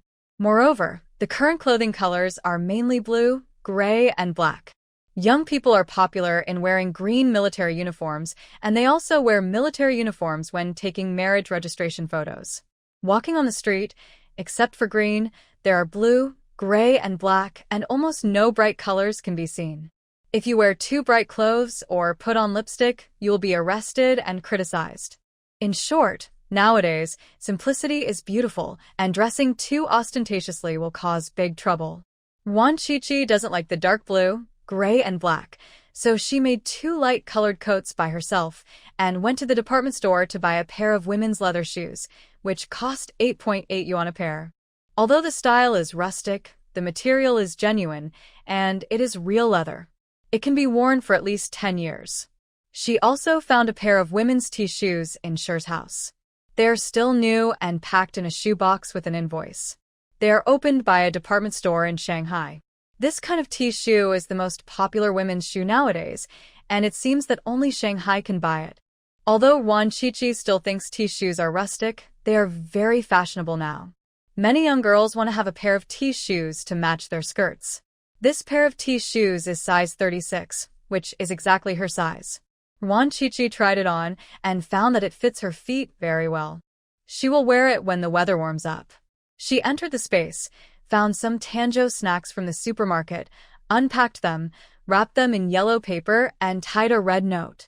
There were several packages of sesame cakes, tangerine cakes, wick cakes, charred slices, crispy candies, flower roots, egg cakes, etc. Each package was only half a pound, ready to be given to others. Tangerine cakes, brewed into tea to moisten the lungs and relieve coughs. Wick cakes, charred slices, flower roots, also called orchid root crispy candies. She slept until she woke up naturally. It was already dawn. Wan Qiqi went to the canteen to eat a bowl of noodles, packed some lotus leaf rice and sugar-coated cakes, and took the bus to the bus station. After 4 or 5 hours of bumpy ride, she finally arrived at the county town. Wan Qiqi got off the bus dizzy and bought a ticket back to the commune. After another hour of bumpy ride, she finally arrived at Ruanjiawan. It was still another 2 miles from the place where we got off the bus to the village. Wan Qiqi walked slowly with her luggage bag. It was past 3 in the afternoon. The farmland on both sides of the road was green and lush. Several villagers were bending over to work. Tung trees were planted in 2 rows on the roadside, full of snow-white flowers. The flowers are clustered together, like snow, very beautiful. Tung tree flowers. The fruit of the tung tree can be used to make tung oil, and the leaves can be used to make tung leaf cakes. It is full of treasures. Wan Qiqi took a few breaths of fresh air and felt much better. She quickened her pace and soon entered the village, getting closer and closer to home. "You are not allowed to enter the house unless I die." A sharp female voice came from afar, mixed with crying. Wan Qiqi's heart was shocked. It was the voice of her sister Xiaoxue. It must be the uncle's family next door, who is bullying people again. Wan Qiqi ran and soon ran to the door of her house. There were many people around, all from the same village. Her sister Wan Xiaoxue stood at the door with a carrying pole across her and confronted a group of people with red eyes. This group of people was the shameless family of her original uncle. They had always wanted to occupy her big house. Taking advantage of the fact that Xiaoxue was the only one at home, they came to rob her with their whole family. Wan Qiqi had a machete in her hand, which she had searched from Shi Jinghong's house. It was very sharp and cold, and it must have been stained with blood. "Get out of the way." Wan Qiqi put down her luggage bag, grabbed the machete with both hands, and shouted coldly. The villagers who were blocking the gate of the yard were stunned when they saw her, and then they retreated in fear when they saw the machete in her hand. "Chop to death, you shameless bandits, bullying Xiaoxue when I was not at home. Are you still human? Animals are more humane than you." Wan Qiqi rushed forward with the machete in both hands, her blood boiling, and she could finally chop people openly. "Get out of the way, swords and knives have no eyes, and they don't guarantee life." Wan Qiqi rushed and shouted. She almost hit people with the machete several times, but she did not slow down. Instead, she ran faster. "Qiqi, what's wrong with you? You're so scary." Meaning scary. "Oh my, you almost hit me."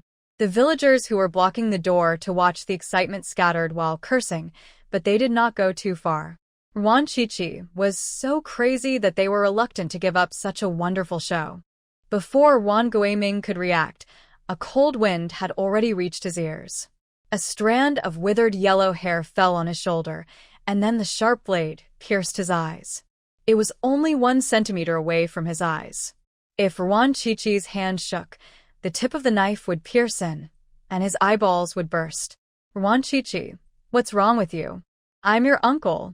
Ruan Guaming crawled and rolled forward a few steps.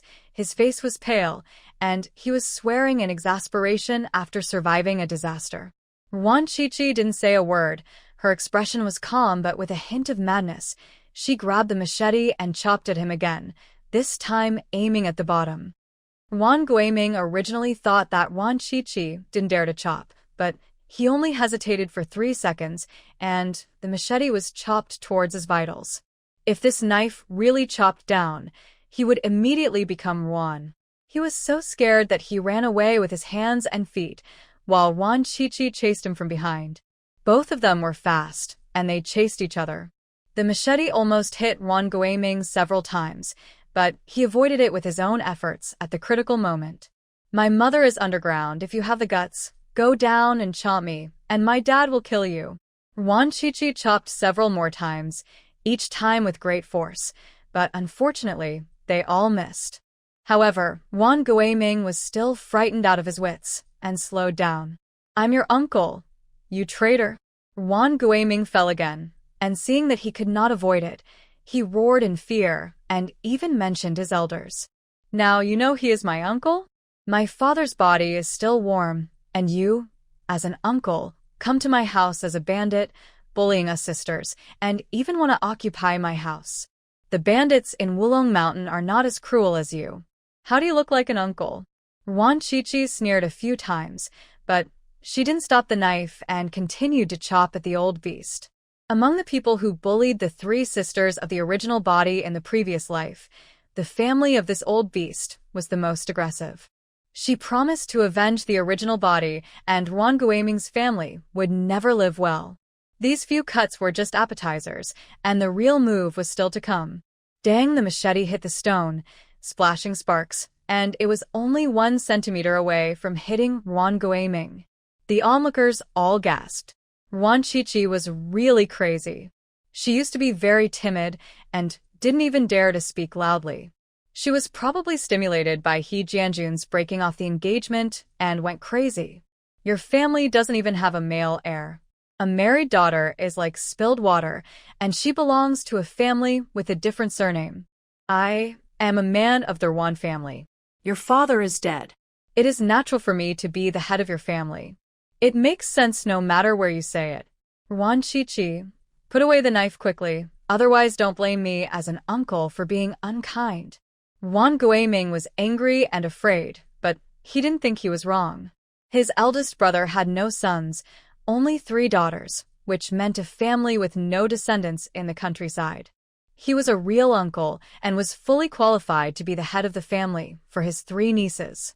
He couldn't let his nieces marry into a family with a different surname and take such a big house, could he? This was the Ruan family's house. The nieces could marry out, but the house must be left behind. Now is a new society with equality between men and women. The chairman has said that women can hold up half the sky, and the remaining half is for you men to hold up. The same is true for houses. Sons have a share, and daughters have a share. This is what the law stipulates. You don't listen to the chairman and don't abide by the law. Ruan Guaming, are you trying to rebel against heaven? Ruan Chichi brought out the Universal Book of Quotations again. Sure enough, everyone's face changed drastically, and some people ran away for fear of getting into trouble. Ruan Guaming was also scared. He shouted in a fierce manner, "Don't put a hat on me. I'm your uncle. Your father is dead, so you have to listen to me. This is the rule of Ruanjiawan. Which is bigger, Ruanjiawan or the country? Anyway, I listened to the chairman. The house was built brick by my father, and your Ruan family didn't spend a penny. Before he died, my father left a message for me to marry a son-in-law to support the family. The child I have in the future will be named Ruan. My family has someone in charge, so there is no need for you, Ruan Guaming, to meddle in other people's business with your big ace." Ruan Chichi said, without stopping his hands. chopping Wan Guiming with the machete again and again. Each knife was exactly 1 centimeter away from him, and the blade was close to the flesh. After more than 10 knives, Wan Guiming's face turned pale, and his soul flew away. "Oh my God, my niece wants to kill my uncle. Is there any justice in the world? Is there anyone who can control this crazy woman? Guiming, you died so tragically." Wan Guiming's wife Yang Huiying wanted to come and save her husband, but she was afraid of the machete and could only stand by and worry. She also saw Wan Qiqi chopping with the knife and could not see anything but heard her husband's screams. She thought her husband was hacked to death and cried anxiously while beating her chest and stamping her feet. The old couple of their Wan family, who were hiding in the house waiting for news, heard their daughter-in-law's cries and ran over in a hurry. Seeing their youngest son who had fainted, Mrs. Wan screamed, and fainted because she couldn't catch her breath. Old man Wan walked over with a gloomy face, wanting to make sure if his youngest son was really dead. "Come 1 step closer, and I'll hack him to death." Wan Qiqi held a knife in front of her to stop the old man from coming. The worst person in the family was the old man. He favored his youngest son and was very cold to her father, Wan Guiping. When Wan Guiping was 15 years old, she was separated from her family. She had a shabby thatched house, half a bag of rice, and a small piece of thin land. It was winter when the family was separated. The old man didn't even give her a bed quilt. It was the village chief at that time who couldn't stand it and took a bed quilt from home. After that, Wan Guiping was left to fend for herself, and she had to give the old man 500 kilograms of rice and 500 copper coins in support every year. Fortunately, Wan Guiping was smart and hardworking. By chance, he rescued a wandering Taoist priest in the mountains. The Taoist priest had martial arts and medical skills. He rested in Wanjia Bay for a year. During this year, Wan Guiping got up early and went to bed late to chop wood for rice to feed him. The Taoist priest had no money, so Wan Guiping taught him skills to pay for his meals. How much he could learn depended on Wan Guiping's ability. After a year of study, Wan Guiping had learned 70% to 80% of the Taoist priest's skills. After the Taoist priest recovered, he continued to travel around. Wan Guiping practiced medicine with the medical skills he had learned. After a few years, he became well known in the surrounding area and made a lot of money. The 3 large blue brick and tile houses in the house were Wan Guiping's home. He built it during his lifetime, perhaps to prove himself. This house is very grand, the most grand in Ruanjiawan. If Wan Guiping were still alive, no one would dare to bully the 3 sisters. It's a pity that Wan Guiping had a hard life when he was young, which damaged his physical foundation. He didn't feel it when he was young, but it was not so good after he turned 40. In the spring of the year before last, he drank too much and fell into a pond. He caught a cold, and his health deteriorated. He died after only 1 year. The marriage of He Jianjun was arranged by Wan Guiping for the original body when he was ill. Wan Guiping insisted on signing the document. He had done his best. With his greatest ability, he arranged everything for his daughter, but he still couldn't predict the wickedness of human hearts. In the previous life, all 3 daughters were bullied to death. Wan Qiqi looked at old man Wan coldly. This old man was mostly responsible for Wan Guiping's death. He didn't give her food or water since she was a child, and he often beat and scolded her. Wan Guiping was lucky to be alive and grow up. After his death, this old man teamed up with his youngest son to bully his granddaughters, forced them to death one by one, and then moved into this big house with peace of mind without being punished at all. No wonder the original body hated her so much and would rather be a ghost in the underworld for 5 years to exchange conditions with her for revenge. I'm going to say this today. My father built this house brick by brick, and it has nothing to do with you. If you dare to bully Xiao Xue and me again in the future, don't blame me for being rude. As soon as Wan Qiqi finished speaking, she swung her hand and chopped at a tree next to her.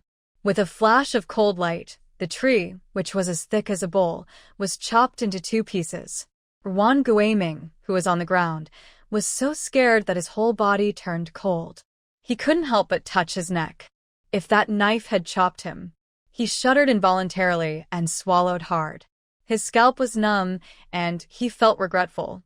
If he had known that Wan Chichi was so crazy, he should have called his 2 sons as well. There is strength in numbers. No matter how crazy Wan Chichi was, she couldn't beat a few grown men. Old Man Wan was also scared. He had never looked at his 3 granddaughters straight before. They were not his own, and were worthless girls. He felt it was unnecessary to even look at them. Now he dared not underestimate this granddaughter. She looked so delicate and weak, but she had such a fierceness. If it was a son, it would be great. Even if it was not his own, he would look at her more highly and keep her by his side to work for his 2 grandsons in the future. Your marriage with He Jianjun is over. You will have to get married sooner or later. You can't live without a man in charge of the family. Your uncle is doing this for your own good. Old Man Wan said hypocritically. Is He Jianjun the only man in the world? With my looks and conditions, it would be easy for me to find a man to come to my house. Old man, you should be more obedient when you are old. Don't worry about things that you shouldn't worry about all the time. Be careful that you will die and go to see marks in advance. Wan Chichi sneered. Her tone and attitude were disrespectful. She didn't even call him grandpa, but only called him old man. I am your grandpa, you disobedient and unfilial thing.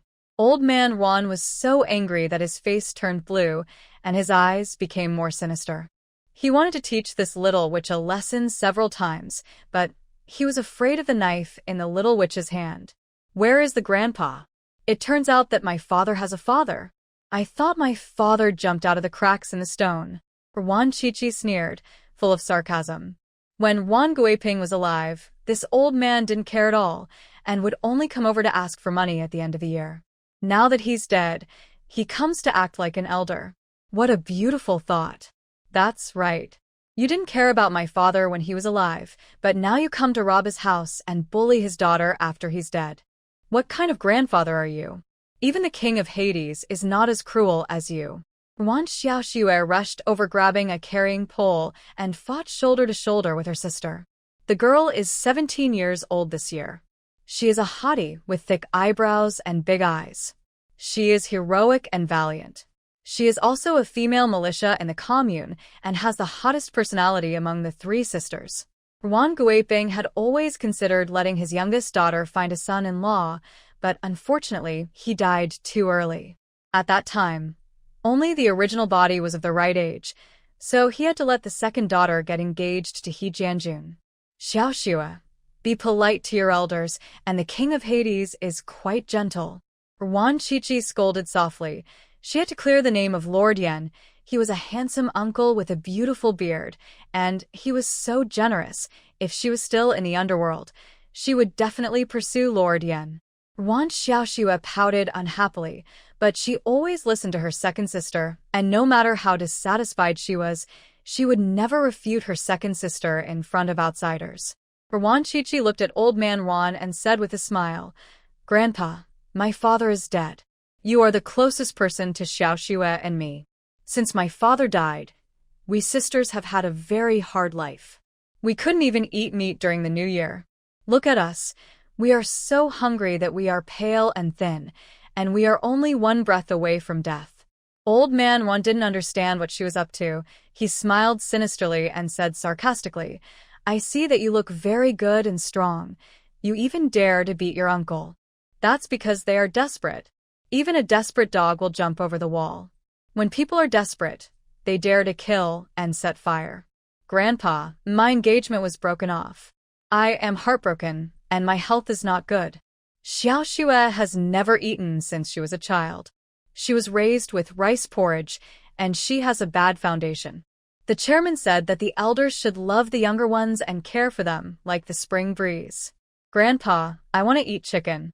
Wan Chichi opened her eyes and made up stories again. Few people in the village could read and could only recite a few simple quotations. It was impossible for them to know that she was making it up, and no one dared to question it. Sure enough, when she said that, no one doubted it, and some even thought that what the chairman said was right. Although Old Man Wan was a little skeptical, he didn't dare to refute it. What if he really said that? If he opposed it, it would be a great rebellion. If you want to eat chicken, kill your own. Old man Juan didn't want to waste any more words. Today's plan failed. He would think of a way later. He must get the big tile house left by the eldest brother. Guiming, go home. Old man Juan called his youngest son to go home. Juan Guiming climbed up in a panic. He looked at Juan Chichi unwillingly and walked away with gritted teeth. Grandpa, did you agree to kill the chicken? Grandpa, you are so nice. Xiaoxue, let's go and kill the chicken. Juan Chichi cried out with tears in her eyes. Before old man Juan could react, he saw Juan Chichi waving a machete and running away like the wind. What was this little witch going to do? Old man Ruan's head was buzzing, and he didn't understand which chicken Juan Chichi was going to kill.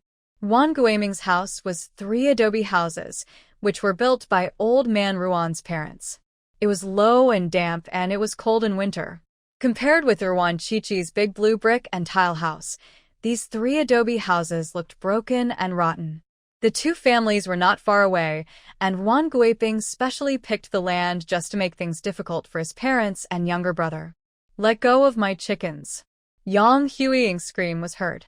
She ran the fastest and followed closely behind Juan Chichi. She watched Juan Chichi's machete ruthlessly chopping at her big rooster.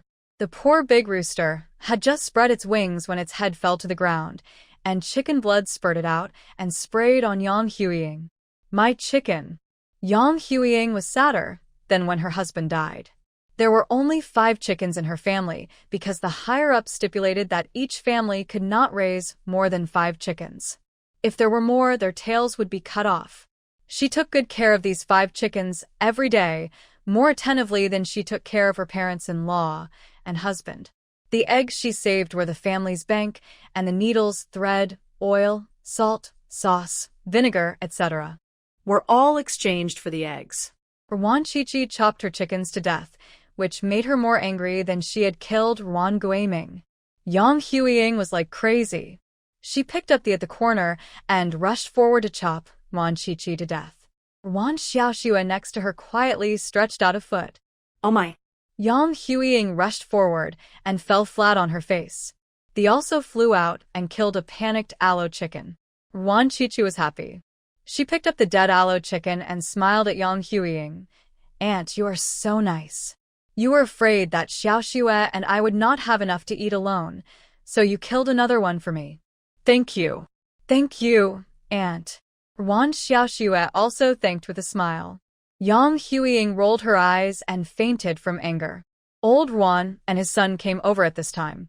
Seeing the messy chicken coop at home and Yang Huiying fainted on the ground, both father and son were very angry. Juan Guiming just raised his hand, but was frightened by the knife raised by Juan Chichi and took it back. Xiaoxue, go get some bacon. That is Grandpa's love. We can't let it down. Juan Chichi ordered coldly. Hey! Juan Xiaoxue responded crisply, rushed into the kitchen swiftly, and took down the several pieces of black bacon and smoked fish hanging on the beams, leaving no string. She glanced at half a basket of eggs, so she pocketed half of them with her clothes. With bacon and smoked fish hanging on her body and a dozen eggs in her pocket, she ran out excitedly. Juan Chichi took a look and praised her. The little girl is teachable, not bad. Thank you, Grandpa. We'll come back for more after we finish eating. Juan Chichi smiled sweetly, not caring that old man Juan was almost mad to death, and dragged Juan Xiaoxue home with a chicken in each hand. Leave the things behind, you rascal. You dare to steal my things, I will kill you. Juan Guiming's roar caught up. He grabbed her in his hand. His face was ferocious, as if he was going to kill someone. Captain, killing someone. Juan Chichi had sharp eyes and had already seen the captain who hurried over. The captain also had the surname Juan, and was his cousin within 5 generations of his original body. He had a good relationship with Juan Guiming, and his name was Juan Guiliang. He was not a good guy either. She dragged her sister and flexibly hid behind the captain. That Juan Guiming chopped over almost to the captain. Both of them were scared to death. Juan Guiming braked suddenly and fell again, becoming even more embarrassed. Nonsense, what a mess. The captain scolded with a dark face, but his eyes were glaring at their Wan Chi-Chi sisters. It was obvious that he was going to take sides again. "Captain, it's just a little chore. Don't bother with your presence. Go and do your own thing." Wan Chi-Chi's tone was light, as if it was really a small chore, but she was holding 2 bloody chickens in her hands, and Wan Xiaoxue had so much bacon and fish hanging on her body. No matter how you looked at them, they looked like bandits who had just robbed. "Second brother, Wan Chi-Chi and Wan Xiaoxue chopped my chickens to death, stole my bacon, and attacked my uncle. You arrest them and send them to the farm for reform." Wan Guiming got up from the ground, pointed at their Wan Chi-Chi sisters, and complained angrily. "Uncle, Grandpa saw that Xiaoxue and I were too weak, and he couldn't bear it, so he sent these things to us to replenish our bodies. Don't lie with your eyes open." After Wan Chi-Chi warned Wan Guiming, she looked at the captain coldly and said sarcastically, "Captain, you said before that family affairs are none of your business. I hope you will keep your word, otherwise I will go to the army to make trouble. He Jianjun has been expelled from the army. You should not want your cousin to be expelled as well, right? The captain's youngest son is in the army, but he is in the Jiangqing military region and just joined the army last year." He Jianjun was expelled? The captain's face changed, and his tone was doubtful. He heard from the He family that He Jianjun was promoted in the army and even found the commander's granddaughter as a partner. He must have a bright future in the future. How could he be expelled? Wan Chi-Chi smiled. "There is no need for me to lie about this kind of thing. In a few days, you will receive documents from the army. Not only has He Jianjun been expelled, but he will also be tried by a military court. It will take at least 3 years. Hiss. The villagers all gasped. He Jianjun is going to go to jail? Is that true? Looking at Wan Chi-Chi, it doesn't seem like she is lying. Although the captain didn't completely believe it, he was also wary. His youngest son was his pride, and there must be no mistakes. Wan Chi-Chi is acting crazy now. If he really goes to the army to make trouble, his youngest son's future will be ruined. You take so many things. What will your uncle's family eat? The captain's tone softened, but he still leaned towards Wan Guiming. To eat. Wan Chi-Chi answered as a matter of course, and the captain was speechless. You took all the meat. What are we going to eat? Wan Guiming shouted angrily. There are so many wild animals in the mountains and so many fish in the water. The chairman said that we should do it ourselves and have enough food and clothing. Uncle, please be more diligent so that we can all eat meat. Wan Chi-Chi smiled and pointed to the green mountains in the distance, and then to the small river at the entrance of the village. Although Ruanjiawan is remote, people can rely on the mountains for food and the water for water. Although the people cannot eat enough, they will not starve to death. Wan Guiming was so angry that he rolled his eyes. This little witch was good at making trouble. He couldn't beat her or talk her out of it. He was so angry. Captain, I will come to you in the evening. I have good news to tell you. Wan Chi-Chi kept it a secret and hooked the captain into a black base. He dragged Wan Xiaoxue back with a full load. Wan Guiming was very dissatisfied and yelled at the captain. Second brother, just let her go like this? Why don't you take her to the farm for reform? She said it was a family affair. Why do you arrest her? I told you a long time ago not to do things to the extreme, but you didn't listen. Now you blame me? The team leader glared at her unhappily and walked away angrily. He was itching in his heart. What on earth was the good news that the dead girl Wan Chi-Chi was talking about? And was the matter of He Jianjun being fired? Was it true? Not only the team leader was itching in his heart, but the villagers were also itching in their hearts. Ruanjiawan was a large village with about 200 households. The most common family was named Wan, followed by the He family. The other families were all outsiders and had low status in the village and had little say. The village cadres in Ruanjiawan were all named Wan and He. The team leader's surname was Wan, and the team accountant's surname was He, who was He Jianjun's cousin. It was getting dark, and smoke rose from every household.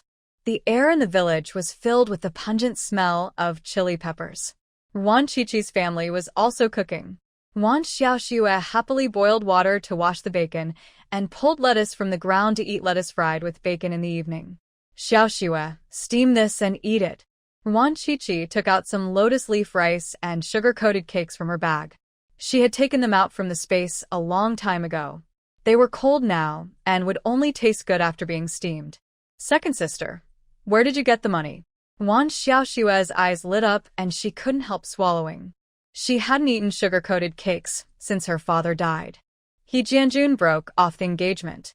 According to the document, he has to pay 3 times the betrothal gift. Our father gave 300 betrothal gifts at the beginning, and he paid 900. Wan Qiqi took out a thick stack of money wrapped in a handkerchief from her bag. It was all brand new big Unity banknotes, shining under the flickering oil lamp. Wan Xiaoxue's almond eyes widened to the size of eggs, and her mouth opened wide enough to swallow goose eggs. She had never seen so much money in her life. She could buy several trucks of sugar-coated cakes, right? She could eat them until she died, right? Second sister, let me touch it. Wan Xiaoxue touched the money carefully with trembling hands. It was so smooth and new. It felt so good to touch. Here, Wan Qiqi took out a big Unity banknote and stuffed it into her hand generously. Second sister, give me $1. No, 50 cents is enough. Wan Xiaoxue shook her head vigorously. She couldn't even spend 10 yuan. 50 cents could buy a lot of things. Take it. Our family will not be short of money in the future. I found a job, and will find one for you and eldest sister later. Wan Qiqi stuffed 10 yuan forcefully into her palm and told her a shocking news. Second sister, what job did you find? Where do you work? Wan Xiaoxue was so excited that she forgot about the money and asked. The He family was arrogant every day, saying in the village that the second sister had no job and was just a country girl, not worthy of He Jianjun.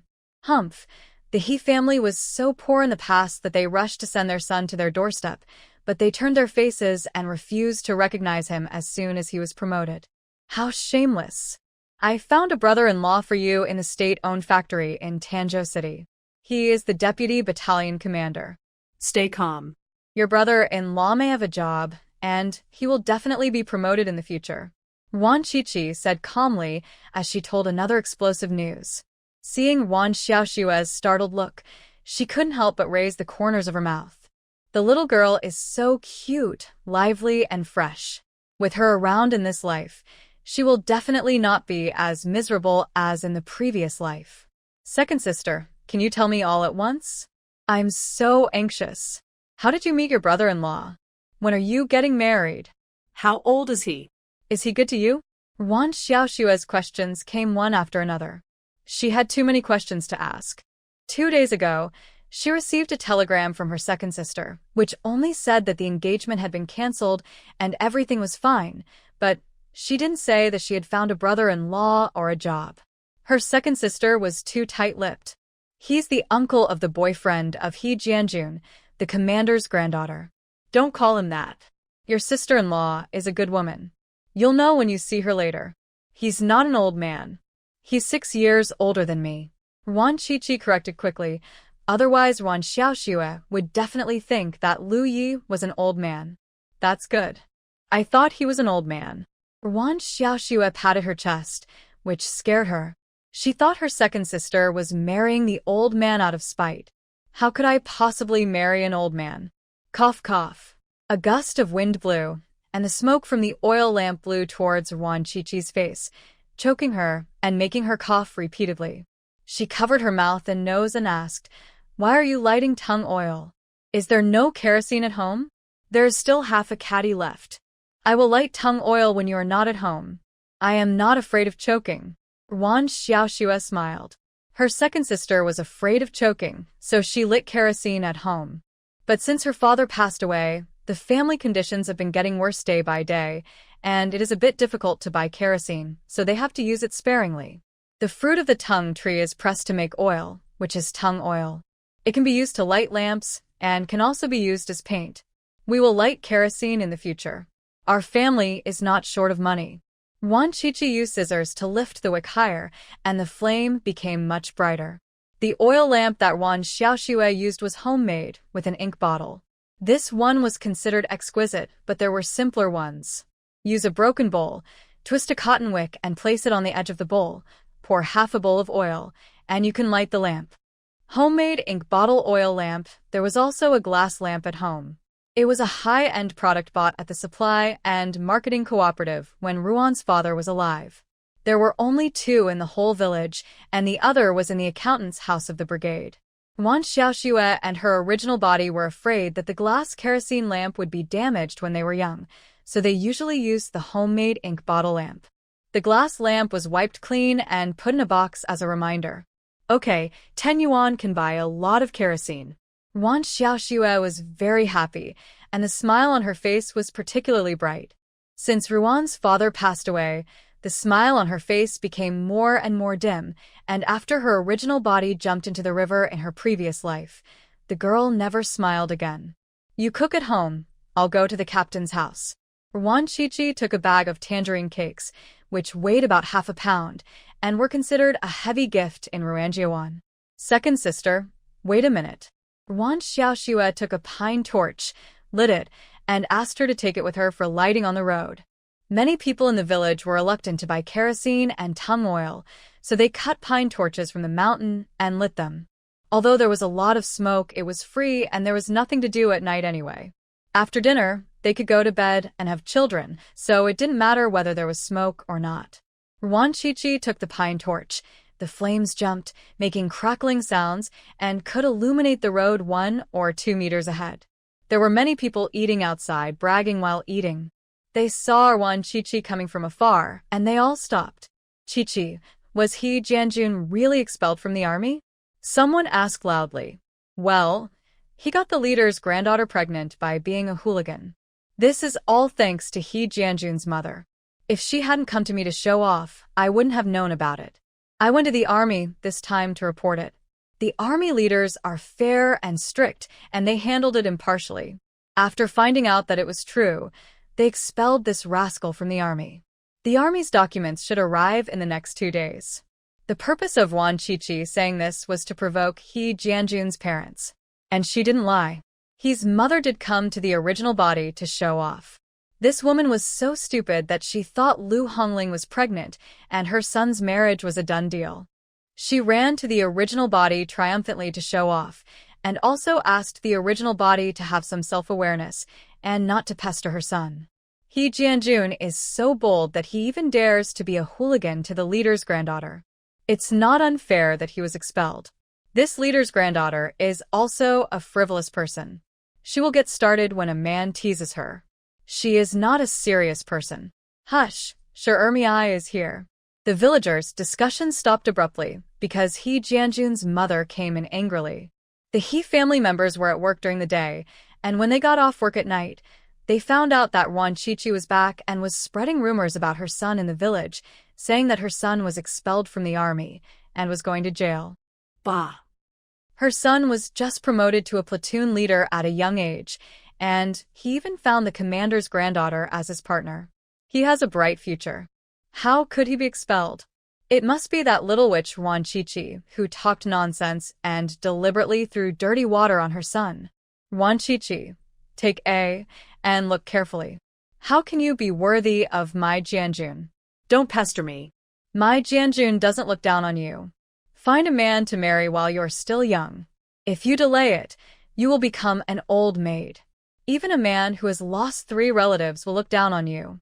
Before his mother arrived, she started cursing, and her words were particularly vicious. Your He Jianjun has become a hooligan and is indeed not worthy of me. Even if I want to find a son-in-law, I have to choose one with a clean background. So I went to the army to cancel the engagement this time. According to the document signed by my father and your family must pay 3 times the betrothal gift for breaking off the engagement. He Jianjun paid me 900 yuan. Wan Qiqi spoke the hurtful words slowly, teasing his mother like a cat playing with a mouse, stimulating her bit by bit. Compensate your mother, who signed the document with your family. Return the 900 yuan. Mother He jumped up in anger. 900 yuan hurt more than her heart. She cursed her son for being stupid in her heart. How could he admit to that clerk? He should deny it to the death. Wan Chichi took a horse stance, raised her foot, and kicked his mother hard in the stomach, causing her to fall on her back.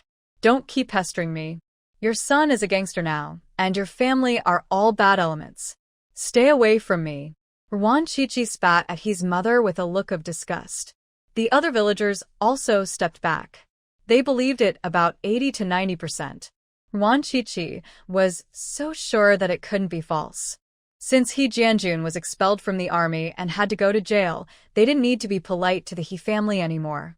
Mother He held her stomach and staggered to her feet. Her face was twisted with anger. She cursed and grabbed a stone from the ground, ready to hit Wan Chichi. Ah! My hand! The screams of his mother resounded through the sky. Just now, Wan Chichi used the torch in her hand to burn her hands, which sizzled and smoked, and burned a layer of skin. Why don't you go home and recite quotations to raise your consciousness? You only think about hurting people every day. No wonder you raised a hooligan son. You and your family should be sent to a farm for reform and temper your thoughts. Wan Chichi snorted contemptuously and accused righteously. The skin on the back of his mother's hand was burned, and it hurt so much that her mind was confused. She wanted to curse back, but her brain was stuck and she couldn't think of how to curse for a while. In just a short while, Wan Chichi walked away. The other villagers also dispersed, leaving only his mother alone. The more his mother thought about it, the more panicked she became. She was afraid that what Wan Chichi said was true. Her son must not be expelled. The whole family was counting on her son to succeed. No, she had to go to the commune post office tomorrow to make a phone call and find out what was going on.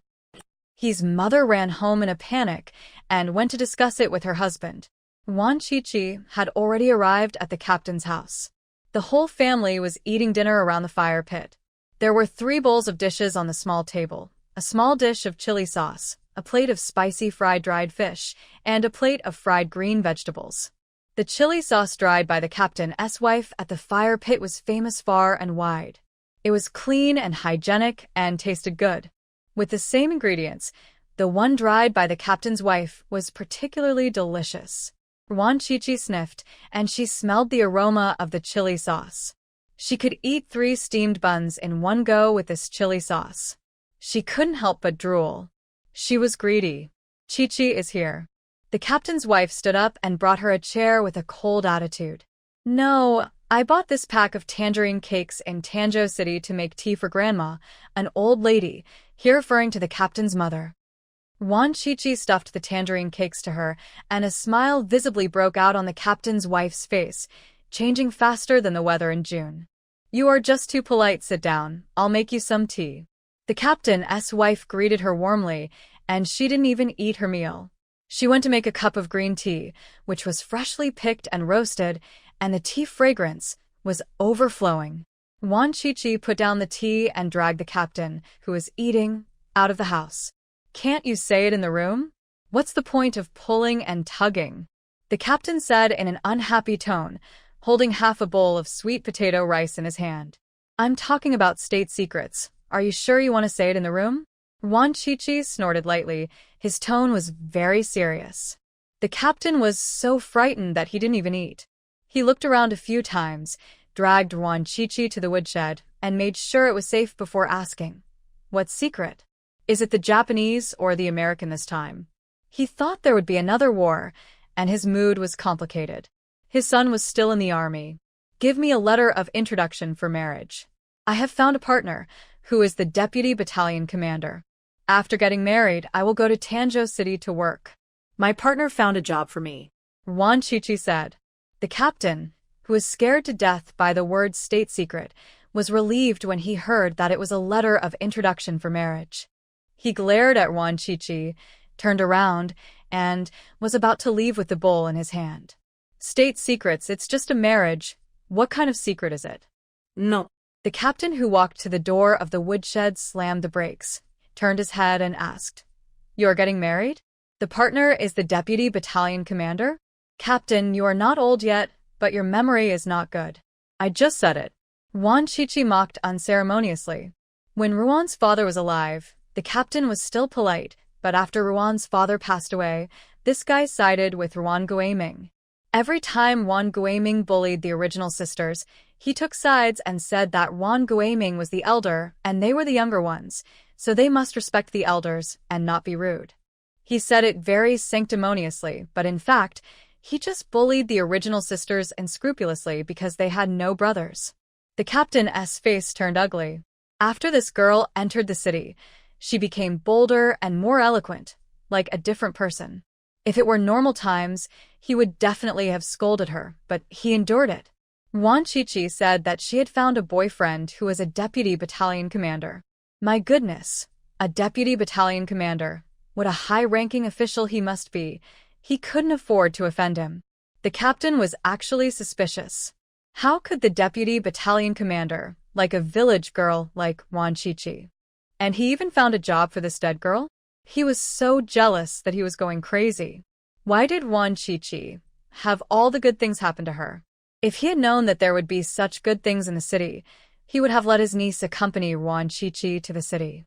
Maybe the deputy battalion commander had his eyes on his niece. How old is your boyfriend?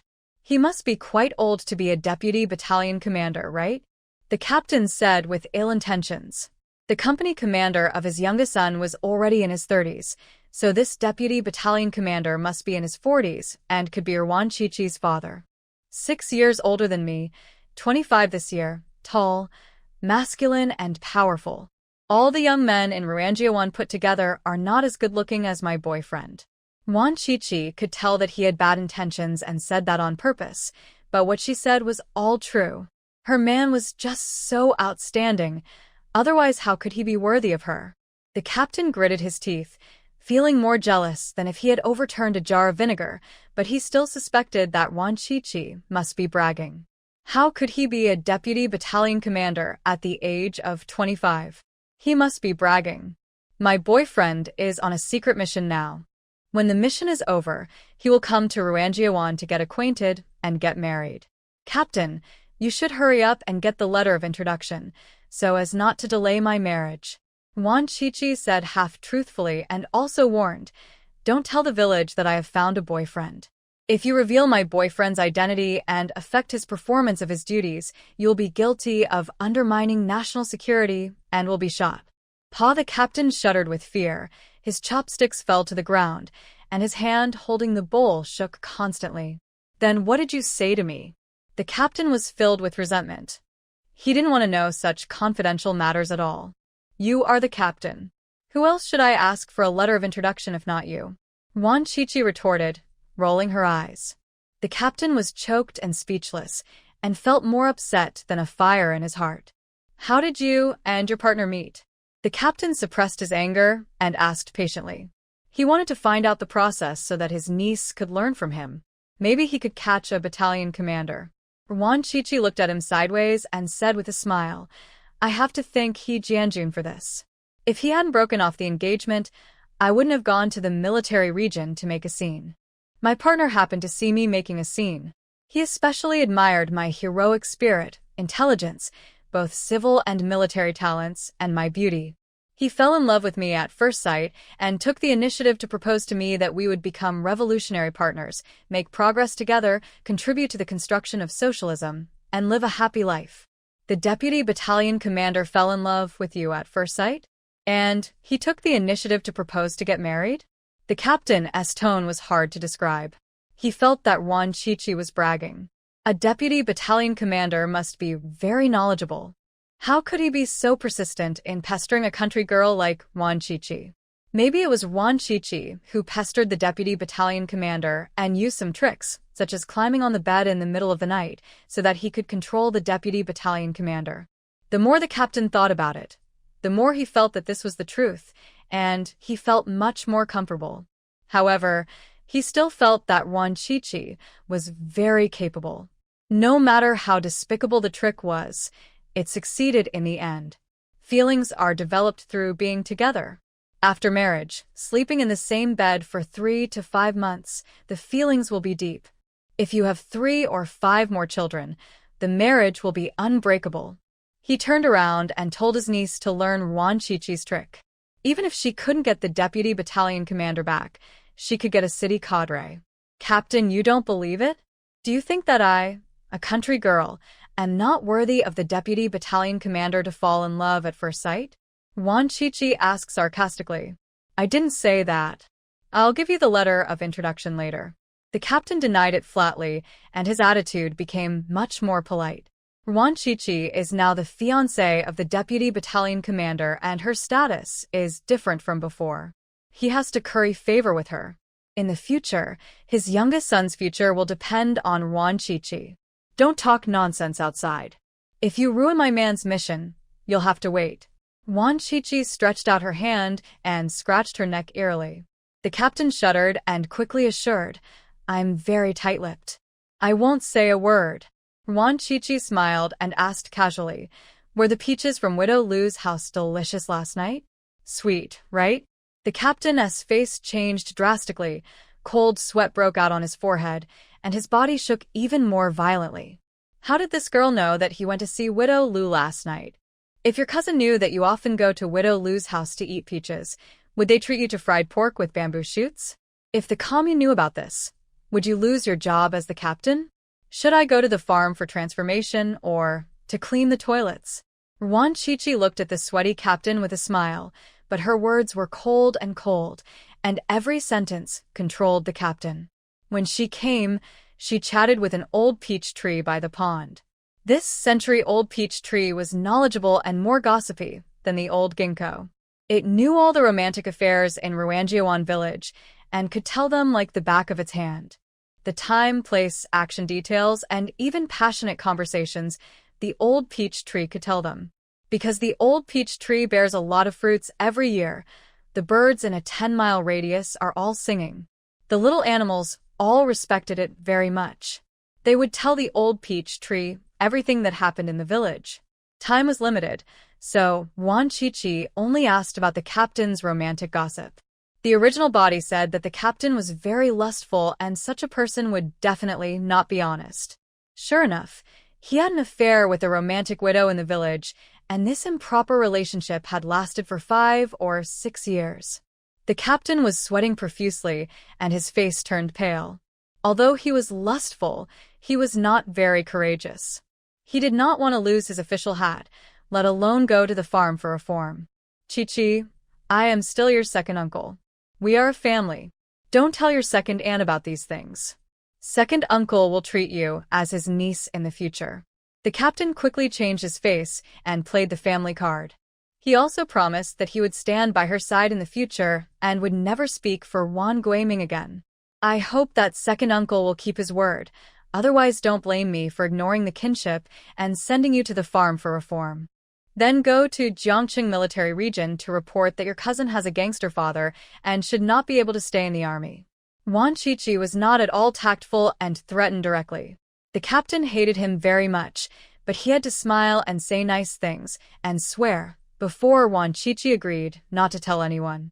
Can't tell in the house? The woodshed is dark and cold. What's the point of staying here? The voice of the captain's wife came from outside the door. Wan Chichi glanced at the captain meaningfully, her big eyes flashing in the darkness, which made the captain's bones cold. He couldn't help but raise his hand to wipe the cold sweat from his forehead. He seemed to see the miserable end of Wan Guiming and He Jianjun's family. Having offended this wicked woman Wan Chichi, these two families will definitely not have a good end. Fortunately, he didn't do anything too extreme before. Thank goodness. Wan Chichi came out of the woodshed, and the captain's wife said enthusiastically, Would you like to have some food together? I'll go fry an egg. In the countryside, being able to fry an egg is the most solemn etiquette for entertaining guests, and the face of the tangerine cake is still quite big. Xiaoxue has cooked the meal. I'll go home to eat. Wan Chichi refused. The food at home was better than that at the captain's. The captain's wife lit a pine torch for her and stuffed a piece of sweet potato scraper in her hand, which she had dried before the new year and sprinkled with chopped tangerine peel and sesame seeds. It tasted very good. Wan Chichi took the sweet potato scraper and went home with a torch. Sweet potato scraper, be careful on the road. Walk slowly. The captain's flattering and disgusting voice came from behind. And the captain's wife said, Did you take the wrong medicine? She had never seen her husband so polite to Wan Qiqi. Even if he gave her a bag of tangerine cakes, it shouldn't be so disgusting, right? You know, be polite to Wan Qiqi and Wan Xiaoxue in the future, and don't get involved with Wan Guiming's guests. Remember? The captain warned with gritted teeth. He was still unwilling to give up. Wan Qiqi was obviously in a dead end, but how could she be revived and even found the deputy battalion commander's girlfriend? It's really unfair. What did I get involved with Wan Guiming's guests? It was obviously you and Wan Guiming who got involved, and you only knew how to blame me. The captain's wife snorted in annoyance, collected the dishes and took them to the kitchen to wash. I haven't finished eating yet. What are you doing? The captain roared. Go and drink the northwest wind at the door. The captain's wife's scolding came from the kitchen. The captain immediately became cowardly and went to the kitchen to pick up leftovers with his head down. Wan Qiqi walked back home slowly, with a torch in hand. The air was filled with the fragrance of wintersweet, which was so fragrant that people were about to get drunk. She turned around and went to the mountain to dig a wintersweet and planted it in the open space. She pushed open the gate and saw Wan Xiaoxue and a young boy standing by the patio, whispering to each other with their heads close together. The two looked very intimate. The patio is at home, open to the sky. Your uncle didn't beat you, did he? The boy's tone was very concerned. He doesn't dare. I will fight him to the death. Wan Xiaoxue snorted. Even if her second sister didn't come back today, she would fight Wan Guiming to the death. If someone was killed, she would pay with her life. The house left by her father must not be taken away. If they bully you again in the future, you ask someone to call me. Don't go alone stupidly. The boy's voice was very gentle. From the back, he looked tall and thin, and very gentle. Wan Qiqi remembered him. He was most likely Wan Xiaoxue's childhood sweetheart, Song Junjie. Song Junjie was from the next-door Song village. His family was very well off. He had 3 older sisters and he was the youngest son. He was also a premature baby. He was weak and sickly when he was young. His parents were afraid that they couldn't support him, so they gave him a nickname, Hong Meizi. Perhaps this nickname was really useful. Song Junjie grew up safely and was in good health. He was also handsome, with fair skin, and was a high school student. He didn't look like a country boy at all. In Hunan, there is a custom of giving boys the nickname Mei. Parents of weak little boys will call them Mei. It is said that this is to deceive the ox head and horse face and prevent the boy from dying young. In the previous life, Wan Xiaoxue and Song Junjie were childhood sweethearts and had a very good relationship. Moreover, because her original body was looking for a son-in-law, Wan Xiaoxue had no pressure, and Song Junjie's parents also liked her ability and boldness. The two were originally planning to get married when they turned 18, but something happened to her original body. After the original body jumped into the river and died, Wan Xiaoxue decided to look for a son-in-law to live with her in order to keep the house. Song Junjie was willing, but his parents strongly opposed it. He was the only son in the family and his family was well off, so there was no need for him to be alive and son-in-law. Song's mother even threatened to die. Wan Xiaoxue also understood Song's father and mother and took the initiative to break up. She also quickly found a live-in son-in-law from another village. His name was Yang Weijie, who was tall and strong, and his family was strong. There are 5 brothers who are so poor that they have to go to be a son-in-law. He was a big tile house. After half a year after Wan Xiaoxue's death, Song Junjie went home to visit relatives from the army. When he was sad, he went home as a soldier. He went home to visit his relatives to know Wan Xiaoxue's encounter. Under his anger, he stunned Yang Weijie. Disclosure: 2 years later, he died unfortunately when he executed the mission. Ahem. Wan Qiqi coughed heavily, and the affectionate couple jumped a few steps away in fright, their faces redder than monkeys' bottoms, especially Song Junjie, who didn't know where to put his hands and feet. Has Junjie eaten? Wan Qiqi asked with a smile. No, I came to see Xiaoxue. I'll be back now. Song Junjie was fidgeting. He just touched Xiaoxue's hand and was caught by his second sister. He felt guilty. Once Xiaoxue hesitated to speak. She wanted to keep Song Junjie for dinner. There was meat at home today. But she still didn't say anything because her second sister was there. She had to listen to her second sister. Let us eat together. There is meat at home today, Xiaoxue. Is the rice you cooked enough? How about cooking more? Wan Qiqi took the initiative to invite. If she didn't speak, Xiaoxue would be anxious to death. Enough, I cooked a lot. Wan Xiaoxue was beaming. When Song Junjie came, she was washing rice, so she added 2 more cups of rice. Wan Qiqi smiled and went to wash her hands. Wan Xiaoxue went to set the dishes happily. She moved the table to the fire pit. She fried 4 dishes in the evening: lettuce with bacon, stir-fried lettuce leaves, leek with eggs, and green garlic with cured fish. Each dish was piled full, even more sumptuous than during the Chinese New Year. Song Junjie was still a little embarrassed and followed the way of setting the dishes and chopsticks hesitantly. His handsome and fair face was blushing. He was a young and handsome boy who matched Wan Xiaoxue very well. You eat this.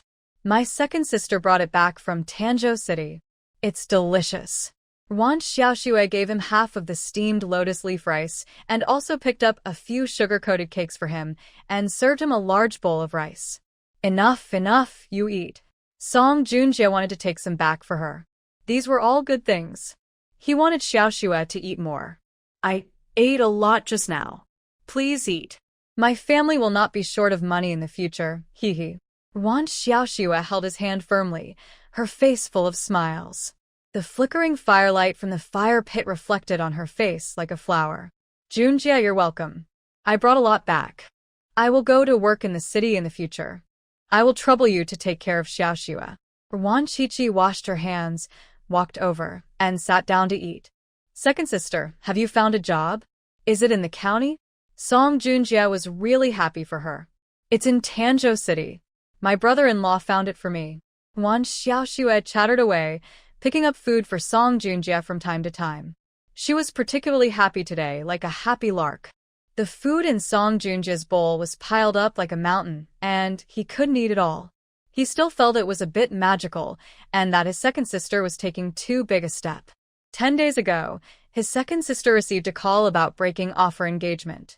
Xiaoxue ran to him and said that she was going to kill He Jianjun, but he persuaded her not to. As a result, in just 10 days, his second sister had a brother-in-law again and even found a job. This speed was faster than a rocket. Brother-in-law or He Jianjun? Song Junjie hesitated for a long time before asking cautiously. Of course not him. My brother-in-law is 100 times better than him. When my brother-in-law comes, I'll ask you to come and see him. Wan Xiaoxue looked very proud, with an invisible tail that seemed to be reaching up to the sky. Song Junjie grinned and laughed foolishly, but he soon thought of a serious problem, and his heart skipped a beat. His second sister's new brother-in-law is so capable, he shouldn't come to our house, right? In that case, he would have to come to our house. It's not a problem for him, but his parents would definitely object. The revolution was about to succeed, but another obstacle appeared. Song Junjie's heart sank to the bottom, and his eating speed slowed down. Wan Qiqi felt it keenly. She was very sensitive to people's emotional changes. As long as she thought about it for a while, she knew what Song Junjie was worried about. The child must be worried that Xiaoxue would find a son-in-law to come to his house, and he was afraid that he could not resist the pressure from his parents. We don't need Xiaoxue to find a son-in-law. I plan to get you and Xiaoxue engaged in the second half of the year and get married next year. You go home and tell your parents, and don't miss the necessary procedures. Although my parents are gone, I still have my second sister. Wan Qiqi took the initiative to bring up the young couple's marriage. Second sister, Wan Xiaoxue blushed. Song Junjie was stunned for a few seconds, then grinned foolishly, all happy and confused. Second sister, don't worry, I have already told my parents that Xiaoxue will definitely not be wronged. Xiaoxue must have what others have, and what others don't have must also be arranged. Song Junjie assured repeatedly.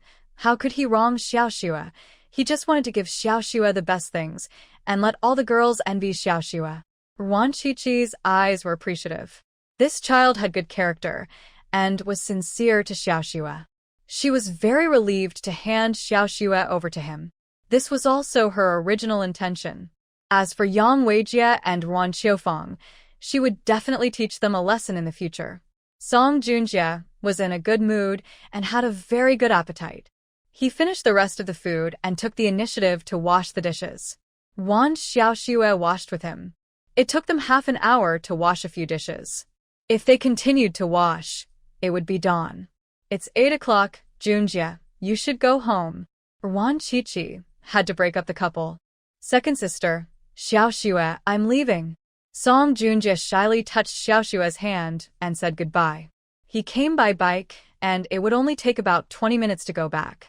Wan Xiaoxue saw him to the door and waited until he rode far away before entering the house. Wan Qiqi was soaking her feet in the hot water. The heat surged up, and her whole body was warm. She felt very comfortable. Don't tell anyone about your brother-in-law being the deputy battalion commander. Song Junjie, don't tell anyone about it either. Wan Qiqi reminded her. Wan Xiaoxue kept her mouth shut, so she was relieved. Well, I definitely won't tell anyone. Wan Xiaoxue agreed, without asking why. Second sister must have her reasons for making such an arrangement. Second sister, I want to go see my eldest sister tomorrow and bring her some food. Is that okay? Speaking of her elder sister, the joy on Wan Xiaoxue's face faded a little, and she felt a little guilty. Her elder sister had such a hard life, but she ate so well at home. She felt sorry for her elder sister. Let's go together tomorrow. Wan Qiqi's expression turned cold. She had planned to go there tomorrow to bring her original elder sister Wan Shuangjiang and her daughter home. Of the three sisters in the original body, the eldest sister, Wan Shuangjiang, was born on Shuangjiang Day. Wan Xiaoxue was born on Xiaoxue Day, and the original body was born on Qixi Day. Ruan's father was a bad namer, so he named her according to the solar terms. Moreover, Ruan's mother died of dystocia when giving birth to Xiaoxue. The original body was only 2 years old at the time. Ruan's father was very busy, and he was a grown man. The two younger sisters were basically raised by the 7-year-old Wan Shuangjiang. In the original body in Wan Xiaoxue's heart, Wan Shuangjiang is not only the eldest sister but also the mother, and her status is not ordinary. Wan Shuangjiang got married 5 years ago and gave birth to 2 daughters.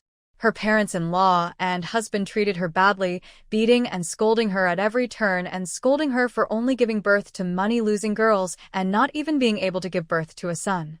Among the 3 sisters, Wan Xiaoxue has the hottest temper. She was originally like Wan Shuangjiang. Both of them were honest and timid.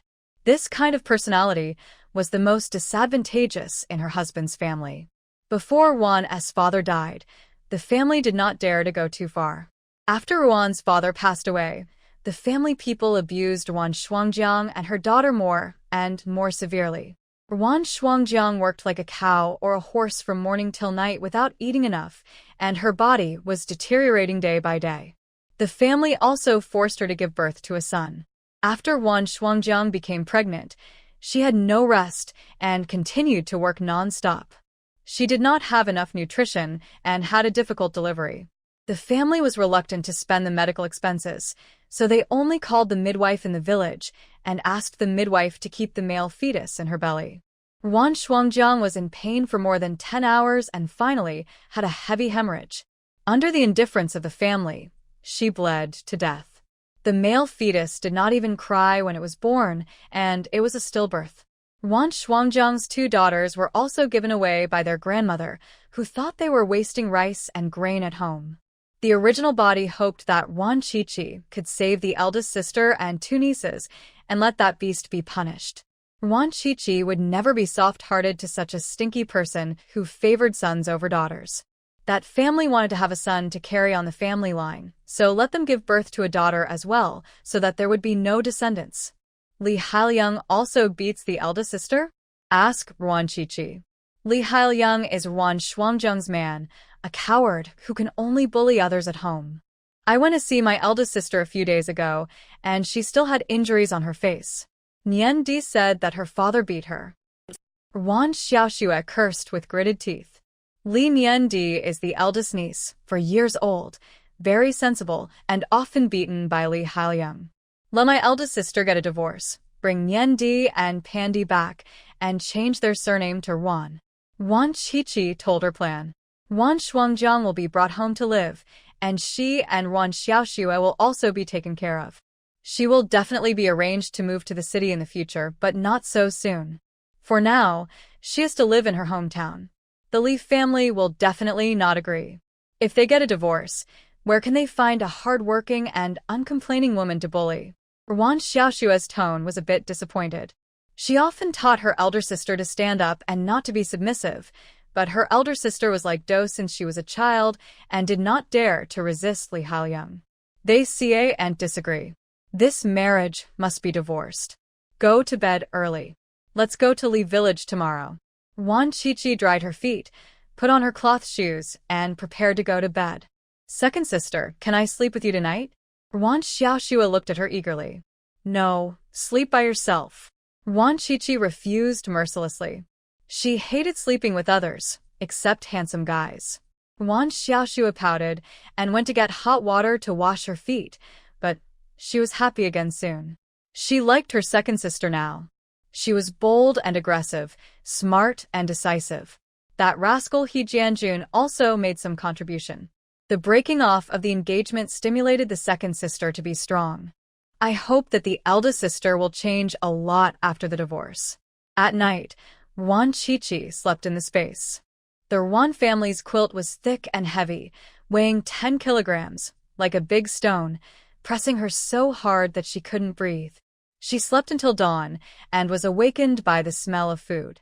Wan Xiaoxue was making breakfast.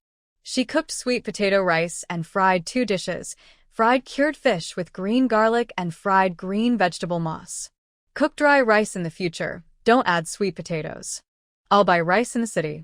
Wan Qiqi scooped a cup of hot water and went to the patio to brush her teeth. There was so much rice in her space, she had to find a way to get it out. She liked eating sweet potatoes. She liked them all, boiled, roasted, or dried, but she just didn't like them cooked in rice. Oh. Wan Xiaoxue responded. She didn't like sweet potato rice either. It made her and gave her heartburn. But if she didn't mix it with sweet potatoes, there wouldn't be enough food at home. Second sister, do you want to eat roasted sweet potatoes? Wan Xiaoxue roasted 2 sweet potatoes in the fire pit. The fragrance overflowed, and honey oozes out of the skin. It looks delicious. Wan Qiqi peeled off the skin, revealing the golden and soft meat, which was steaming hot. She blew a few times and was still burned when she bit it, but it didn't affect her eating. The sweet potatoes roasted with firewood must be eaten while hot. They will not taste good when cold. The 2 sisters finished breakfast, locked the door, and were about to set off. Wan Qiqi walked a few steps, turned back, took and dug a hole in the yard. Second sister, what are you digging a hole for? To lead the turtle into the hole. Wan Qiqi asked her to help. The 2 sisters dug a hole half a meter deep and 1 foot wide from the middle of the courtyard gate to the gate, and they were sweating from exhaustion. Cut these out. Wan Qiqi went to the woodshed to find a bamboo, and together with Xiaoxue, cut more than a dozen sharp bamboo sticks and inserted them all into the bottom of the hole. Second sister, no one will die, right? Wan Xiaoxue was a little panicked. It was so long and so sharp, it would kill someone. You deserve to die. Wan Qiqi disagreed, but she knew that she would not die. At most her legs would be crippled. Wan Xiaoxue swallowed hard. Her second sister was so cruel now. She liked it so much. Imagining the miserable appearance of her Aunt Yang Huiying falling and bleeding, she couldn't help laughing. She felt so happy. The 2 sisters buried some dead firewood at the entrance of the cave, and then covered it with grass and soil. If you didn't look carefully, you would definitely not be able to see it.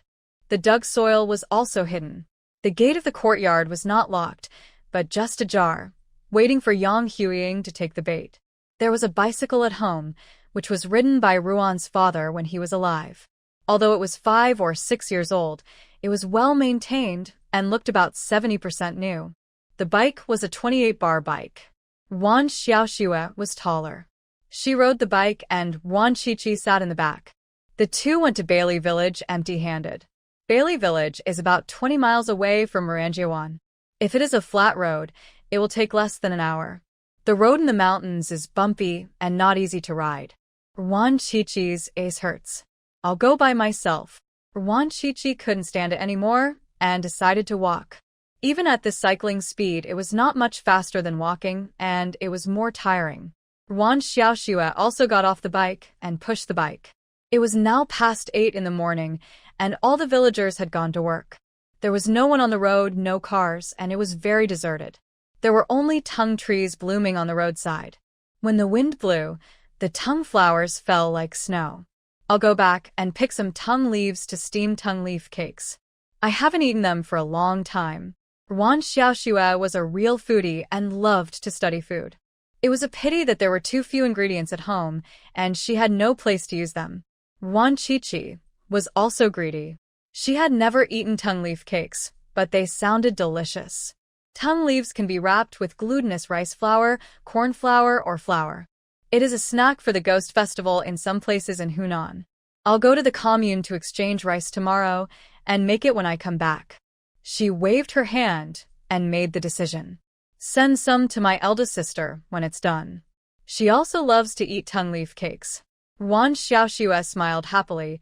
She felt like she was back to the time when her father was still alive, when the family had no shortage of food or money, and even if something big happened, as long as her father was there, the sky would not fall. Her second sister now also made her feel at ease, as if there was no problem that her second sister could not solve. The two sisters walked for an hour and a half and finally arrived at Bailey Village.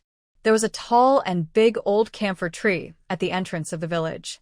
Wan Chichi stood under the tree to rest, and by the way, she asked the old camphor tree about Wan Shuangjiang. That girl is so pitiful, she gets beaten every day. Her husband is he beats people to death when he fights, and even beats the children. He is so inhumane. The old camphor tree had a kind heart and felt very sorry for Wan Shuangjiang's experience.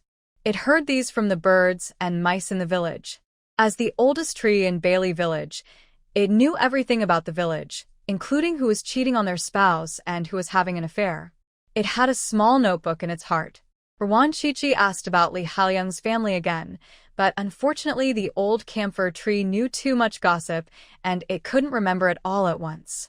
Don't worry, think about it slowly. I'll come to you in the evening. Wan Chichi passed some spiritual energy to the old camphor tree. Thank you, sister. I just thought of something. Do you like gold bars? The old camphor tree absorbed the spiritual energy and felt comfortable all over. It blamed itself more and more for not being able to help Wan Chichi. Yes, are there gold bars in the village? Wan Chichi's eyes lit up. She liked gold the most. The more the better. Even if she couldn't spend it now, it would be good to put it in the space and touch it every day. Yes, there is a jar of gold bars and yuan data buried behind the morgue in the village.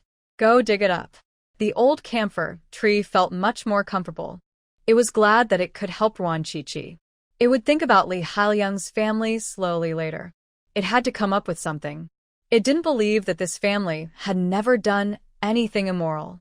Were the gold bars buried by the white landlord? Wan Chichi asked curiously. There are two big surnames in Bailey Village, Li and Bai. There is a white landlord in the village. He has hundreds of acres of fertile land, but he is just a small landlord. Unfortunately, landlords are all equally unlucky, regardless of size. The white landlord was lucky. He died of illness a few years ago and escaped. His wife and children, however, lived in dire straits. However, the original body said that the white landlord's grandson was very promising. He made a fortune in business during the reform and opening up, and he also opened a company and became a well-known boss. Yes, sister, do you know the white landlord? The old camphor tree asked. I've heard of it. Sister, let me tell you something. The Bai landlord's son was not born to his cousin, but to another woman. That woman already had a husband and gave birth to 3 sons. The Bai landlord gave 6 acres of good field in exchange for this woman to give birth to a son for him. Her husband brought her here personally. The old camphor tree remembered another strange thing and quickly told Ron Chi-Chi. That woman is also from Bailey Village? Ron Chi-Chi became interested. Isn't this the same as pawning wives before liberation? Pawning wives to other people to give birth to sons, and then taking them home after the birth. She remembered there was a movie about this, and the female lead was quite beautiful. No, her husband is from Ranjiabei. He is not good-looking, with triangular eyes and high cheekbones. He looks fierce, but he has a big ace. The landlord liked her big ace. After only sleeping with her 3 times, she gave birth to a son for him. When it comes to these romantic gossips, the old camphor tree talks endlessly. Ron Chi-Chi is silent. How come the woman that the old camphor tree is talking about is so much like the cruel grandmother of the original body? Old Mrs. Ron also has triangular eyes, high cheekbones, and a big ace. She is most proud of her ability to give birth to sons. She gave birth to 5 sons in a row, but the first 3 were not raised. Only Wan Guiming and Wan Dad survived. Moreover, the Wan family did have 6 acres of good fields before. With the incompetence of old man Wan, he could not earn so much land in his lifetime. It is impossible that this woman who was pawned by the landlord for nothing is Old Lady Ruan, right? Ruan Chi-Chi's mind flashed with Old Lady Ruan's wrinkled face. Then she imagined the scene of this old lady and lord by making love in bed, and she shuddered with disgust. Sure enough, it had to be the melons of the old generation, big and sweet, and they would eat them without making a sound. The old generation seemed conservative, but they were actually wild, especially when it came to bed. They were much more open than the young people of later generations. Ruan Chi-Chi asked about the woman's features in detail and was basically certain that it was Old Lady Ruan. TSK. Old man Wan himself put a big green hat on himself. What a capable man. After the big ace woman gave birth to a son, her husband took the son back. Lord Bai still had feelings for her, and she also liked his bravery. The 2 of them were still connected. Once, her husband caught her, and Lord Bai paid her 2 acres of mountain land as compensation. The old camphor tree told another explosive piece of news, and Ruan Chi-Chi listened with gusto. The Ruan family really had 2 acres of dry land before, and this big ace woman must be Old Lady Ruan. She is so open-minded. It's a pity that old man Ruan lost both his wife and his army. The land he got in exchange for selling his wife was all confiscated, and now everyone has to work in a collective. No wonder old man Ruan has become more and more gloomy in recent years. He must be too aggrieved in his heart. The big ace woman later had a few more trysts with the white landlord and said that she had given him another son. The white landlord wanted to take the son back to raise, but the woman didn't agree, and the 2 had no contact afterwards. The old camphor tree muttered, and Ruan Chi-Chi's heart skipped a beat. She suddenly thought of something. Old man Ruan was so cold to Ruan Dad, he didn't seem like his biological father at all. Could it be that Ruan Dad was the son of the white landlord? Because he knew that he was not his biological son, he was so cruel. This explained it. Ruan Chi-Chi frowned and sympathized with Ruan Dad. Since he was a child, his father didn't love him, and his mother didn't love him. He relied on himself to make a name for himself, but he still couldn't fight against God and died in his early 40s. But Old Lady Ruan also indirectly did a good thing. If the white landlord really let Ruan Dad take him back, she would be a landlord's son now. Son. Ruan Chi-Chi's mind moved, and her eyes lit up. She thought of a good way to take revenge on Ruan Guiming. Ruan's father and Ruan Guiming are only 1 year apart in age. There is no paternity test now, and even Old Lady Ruan herself may not know who the father of these 2 sons is. Maybe they are all the sons of the white landlord? After all, Old man Ruan is not as brave as the white landlord, and the vitality of the tadpoles must not be very good, and they can't beat the white landlord. As long as Ruan Guiming is labeled as a landlord, he will never be able to turn over. Ruan Chi-Chi already has a general plan in mind. After going back, she will think about the details and then implement it. Second sister, have you rested well? Ruan Xiaoxue called out. Yes. Ruan Chi-Chi said goodbye to the old camphor tree. The old camphor tree was reluctant to let her go and asked her to come and chat with it in the evening. Okay, I will definitely come in the evening. Wan Chichi agreed. She wanted to dig for gold bars, and she also had to find out if the landlord had any birthmarks or moles on his body. The two sisters entered the village together. There were many people working in the fields by the roadside. Bai Sanyuan, what are you dawdling about? You are dragging the whole team down by yourself. Lazy landlords like you must be beaten. A very arrogant curse came from the field. Wan Chichi looked over and saw that the person being scolded was a middle-aged man in his 40s or 50s. He was a little hunched, thin and gentle, and looked like a teacher. He did not dare to talk back after being scolded. He kept smiling and tried to speed up his work. This Bai Sanyuan was the son of the landlord Bai. He looked a bit like Ruan's father and Ruan Guiming. After all, they were born of the same mother. Wan Chichi smiled. This made it easier to handle. Bai Huanqi's father is actually a good person. The one who scolded people is the bad one. It's Li Hailiang's cousin. Their whole family is bad. Wan Xiaoxue was indignant. She had a good relationship with Bai Sanyuan's daughter Bai Huanqi. No one in the village played with the landlord's son, and Wan Xiaoxue didn't know Bai Huanqi at first. Once, she went to the commune to buy something. On the way, she got her period and her pants were soiled. It was Bai Huanqi who reminded her and gave her toilet paper to avoid making a bigger fool of herself. Since then, Wan Xiaoxue has become familiar with Bai Huanqi and often plays together. She also likes Bai Sanyuan very much. She thinks he is very kind and not a bad person. Unlike other landlords who are bad, Bai Sanyuan is very good to the farmhands and never deducts their wages.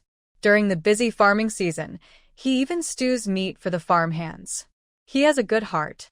Moreover, Bai Huanqi said that in the past, when someone in the village was sick and had no money to treat it, her father would lend money.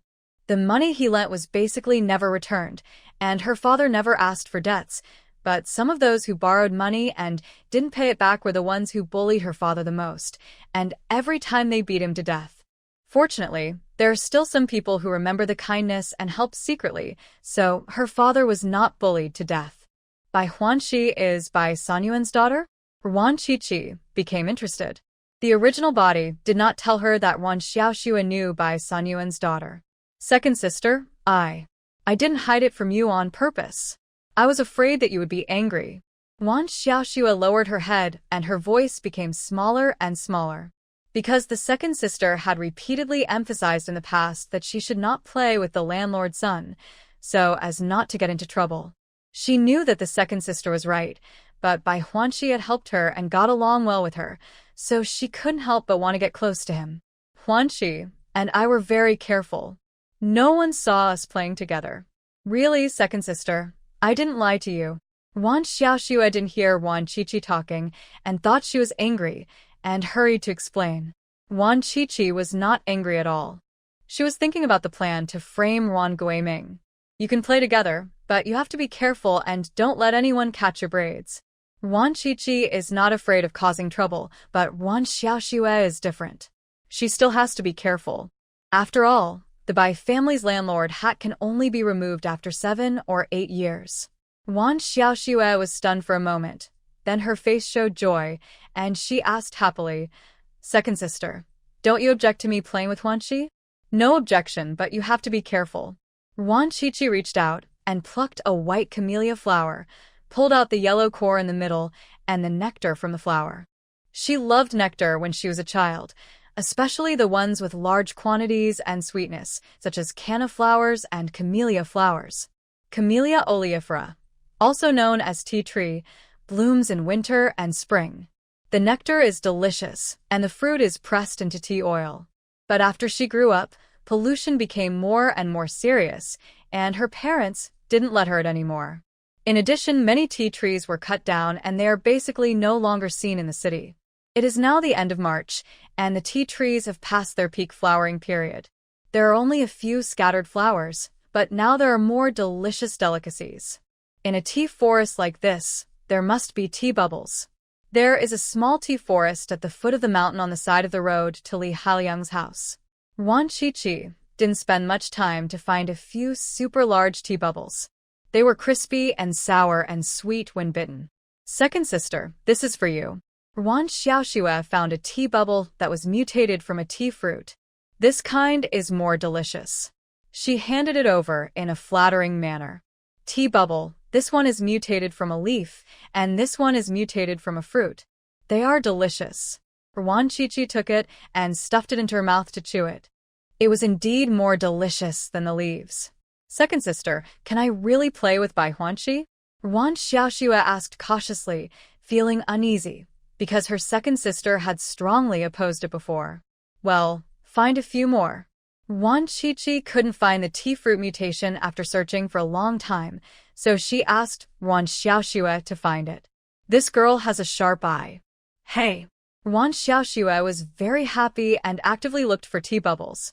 She was agile and climbed up the tea tree to look for it. She soon found a bunch of them and jumped off the tree with her clothes around her. Let's go to eldest sister's house. Wan Chi stuffed all the tea bubbles into her pocket, actually put them into the space, and then went back to eat slowly. Li Hailiang's home is at the foot of the mountain. It is a newly built 3-room blue brick bungalow with medium conditions. He is the eldest in the family and has a married sister and a younger brother who is also married. However, the woman his younger brother married is sweet and coaxing and also gave birth to a son who is quite liked by the parents-in-law and does not have to work at home. The whole family bullies Wan Shuangjiang and her 2 daughters. Beat to death you lazy and unlucky guy. You can't even give birth to a son and you still have the nerve to eat eggs? You can be on guard against thieves in your own home. You unlucky guy, I'll beat you to death. The old woman's scolding and the crying of a child were heard from afar. Wan Xiaoxue changed her face and said anxiously, the old woman is bullying my eldest sister again. Wan Chi frowned. She was beaten and scolded for eating an egg. What kind of miserable life did Wan Shuangjiang lead? It was worse than the lowly slaves in Zinseku. Wan Xiaoxue was impatient and ran in front. Wan Chi followed slowly. The old woman's scolding became more and more harsh, even scolding the dead Wan father. You are an unlucky thing born by an unlucky man. My family must have been unlucky for 8 lifetimes to marry such an unlucky thing like you. You gave birth to 2 money-losing things for me and made my Haoyang a laughing stock. And you still have the nerve to eat eggs? Why don't you just die? Mom, Pandy was sick, so I cooked an egg for her. Don't scold my dad, he's dead. Wan Shuangjiang finally spoke up. It was okay for her to be scolded, but she couldn't implicate her father. Even if he died, she would be implicated and scolded. She was too unfilial. What's wrong with scolding your father? How dare you talk back? Money loser is not that precious. He has to eat eggs when he has a minor illness. The eggs are left for my grandson. I didn't give these 2 money loser away. I have done my best. If you steal eggs again in the future, I will give them away immediately. Along with the scolding of the old lady Li, there were also crisp slaps. Wan Xiaoxue was furious and wanted to rush in, but was held back by Wan Chi. She looked around and picked up a hard and straight pole on the wall of the courtyard. Beat you to death, you old money loser. My father is a man. What qualifications do you have to scold him, you old unlucky guy? Take my pole. Wan Chi picked up the carrying pole, rushed into the main hall, living room, without saying a word, and hit old lady Li with the carrying pole. Old lady Li was hit on the shoulder by the carrying pole, and she almost died of pain. Before she could react, she heard a crackling sound, and all the tables and chairs in the main hall were smashed. There were also 2 kettles, which were smashed to pieces, and hot water and glass pieces splashed all over the floor. Everyone in the main hall was stunned. Wan Shuangjiang was holding a little girl of 1 or 2 years old in her arms. The little girl's eyes were red from crying, and her face was full of tears. There were red slap marks on Wan Shuangjiang's face, which was slightly swollen. At this moment, the mother and daughter looked at Wan Chi in astonishment, with incredible eyes. Is the second sister, second aunt, crazy? The mother and daughter both thought so. Wan Chi grabbed the carrying pole. thinking of spinning a beautiful flower spear like Sun Wukong, but it hit her own head. There was a particularly crisp bang sound, and you could tell the melon was not ripe yet. Ruan Chi-Chi gritted her teeth and held back her tears. She would rather lose than lose the battle, and she would not cry even if it hurt her to death. Old Lady Li finally came to her senses. Looking at the mess in her home, her heart hurt more than a piece of flesh was cut out. Apart from anything else, the 2 kettles alone were worth a lot of money, and she wanted industrial coupons. What a witch! Little witch, you dare to smash my house. Are you tired of living? I will kill you. No wonder the engagement was cancelled. The women in your Wan family can't give birth to sons. They only give birth to money-losing goods.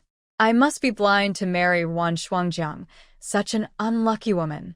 Old Lady Li kept cursing and picked up a chair and rushed towards Ruan Chi-Chi. Mom, don't. Ruan Shuangjiang screamed in fear and rushed over to block Ruan Chi-Chi, wanting to take the beating for her sister. Take my elder sister away. Ruan Chi-Chi roared angrily. Ruan Xiaoxue had regained consciousness and quickly dragged her elder sister away and also took away her little niece. Eldest sister, take Pandy outside, don't come into the house. Ruan Xiaoxue gave an instruction and then found a handy carrying pole in the yard and rushed in excitedly. She was going to go crazy too.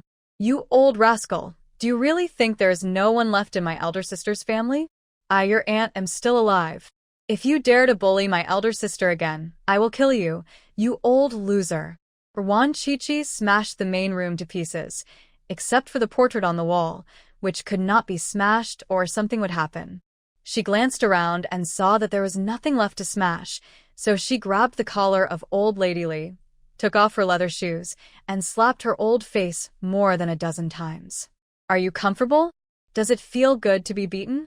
You're staring at me with your dog eyes, and you're still staring? I'll beat you to death. You old rascal. Ruan Chi-Chi slapped and cursed at the same time. Her voice was gentle and sweet, and the slapping action was extremely elegant, but the lethality was great. Old Lady Li's wind dried, waxy face immediately became plump, and the corners of her mouth were cracked, and a lot of blood flowed out. Help! Somebody come. Puff. Old Lady Li was finally scared and shouted for help, but was stuck. She spat out 2 bloody yellow teeth that were loosened by Ruan Chi-Chi. You old rascal. Why don't you curse again? Ruan Chi-Chi's expression was very calm. Her voice was very calm. Her fair and slender hands were tightly holding her collar. She looked like a thin girl, but she was surprisingly strong. Old Lady Li couldn't break free no matter how hard she tried. Ruan Shuangjiang. Old Lady Li was angry and scared. She didn't expect Ruan Chi-Chi to become so crazy. She was so quiet and timid before, but after breaking off her engagement, she became a crazy woman. She wanted Ruan Shuangjiang to come in. This eldest daughter-in-law was timid and easy to control, so she would definitely not dare to disobey. Ruan Shuangjiang subconsciously raised her leg. After years of bullying, she formed a conditioned reflex and didn't dare to resist at all. Mom, don't go. Her clothes were grabbed. It was the eldest daughter, Li Niandi, who had just returned from collecting firewood in the mountains. For a year-old Li Niandi had to collect a basket of firewood and a basket of pig grass every day, otherwise she would have no food to eat. Li Niandi pulled her mother's clothes hard. Her eyes were firm. 2-year-old Li Pundi was still a little confused. She looked at her sister, then at her mother, then stretched out her thin hand and grabbed Ruan Shuangjiang's clothes.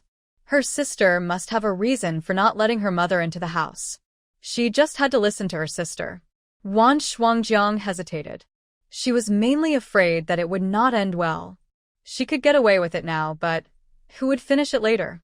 She was not like other women. She had the support of brothers and uncles in her natal family.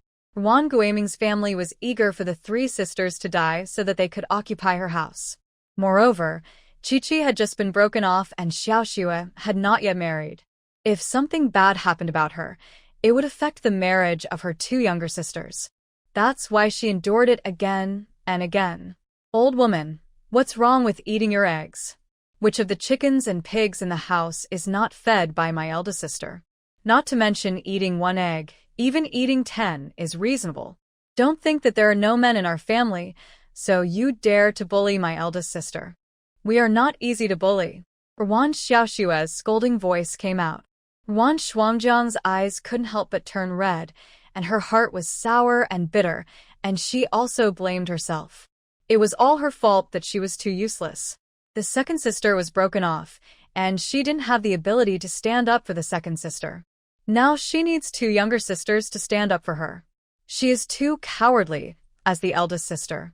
Wan Xiaoxue scolded, and seeing that there was no place for her in the main room, she simply rushed into the kitchen and made a fire to boil eggs. She was very quick and soon made a fire.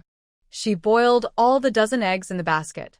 After the water boiled for a few minutes, she soaked them in cold water and called Wan Shuangjiang and her daughter to come in and eat. Eldest sister, Nyandi, Pandi, eat quickly. Wan Xiaoxue peeled an egg and stuffed it into the little niece Pundi, and peeled another for the eldest niece Nyandi. Wan Shuangjiang didn't eat it. She was afraid that things would get out of control and cause more serious consequences. It was okay for her. At most she would get a few more beatings, but she was afraid that her 2 younger sisters would be implicated and affect their marriages. Eat it, eldest sister. If you don't eat it, Nyandi and Pundi won't dare to eat it either. Don't worry, second sister is very powerful now.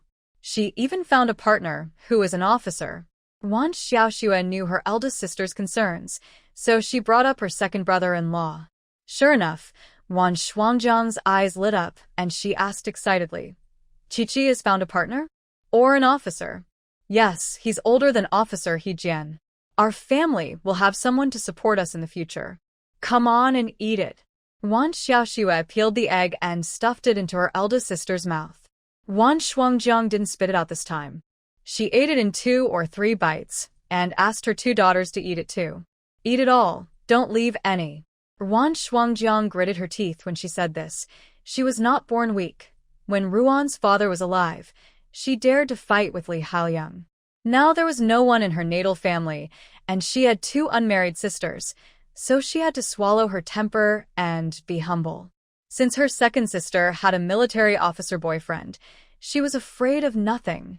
Mom, can I really eat it? Li Pundi couldn't believe it. The eggs in the family were eaten by her uncle's cousin. She and her sister were not qualified to eat them.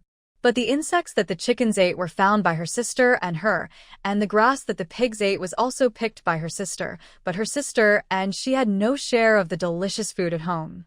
Eat. Wan Shuangjiang said the word eat with more momentum. The sisters Pundi and Nyindi both happily ate the eggs. It smells so good. The eggs are so delicious. After eating an egg, Pandi licked it a few times, still not satisfied. Wan Shuangjiang's eyes were red. She wiped her tears, peeled eggs for her 2 daughters, and also peeled eggs for Wan Xiaoxue. Wan Xiaoxue didn't eat it. She was full now, so she wasn't greedy. The 3 mothers fought very well.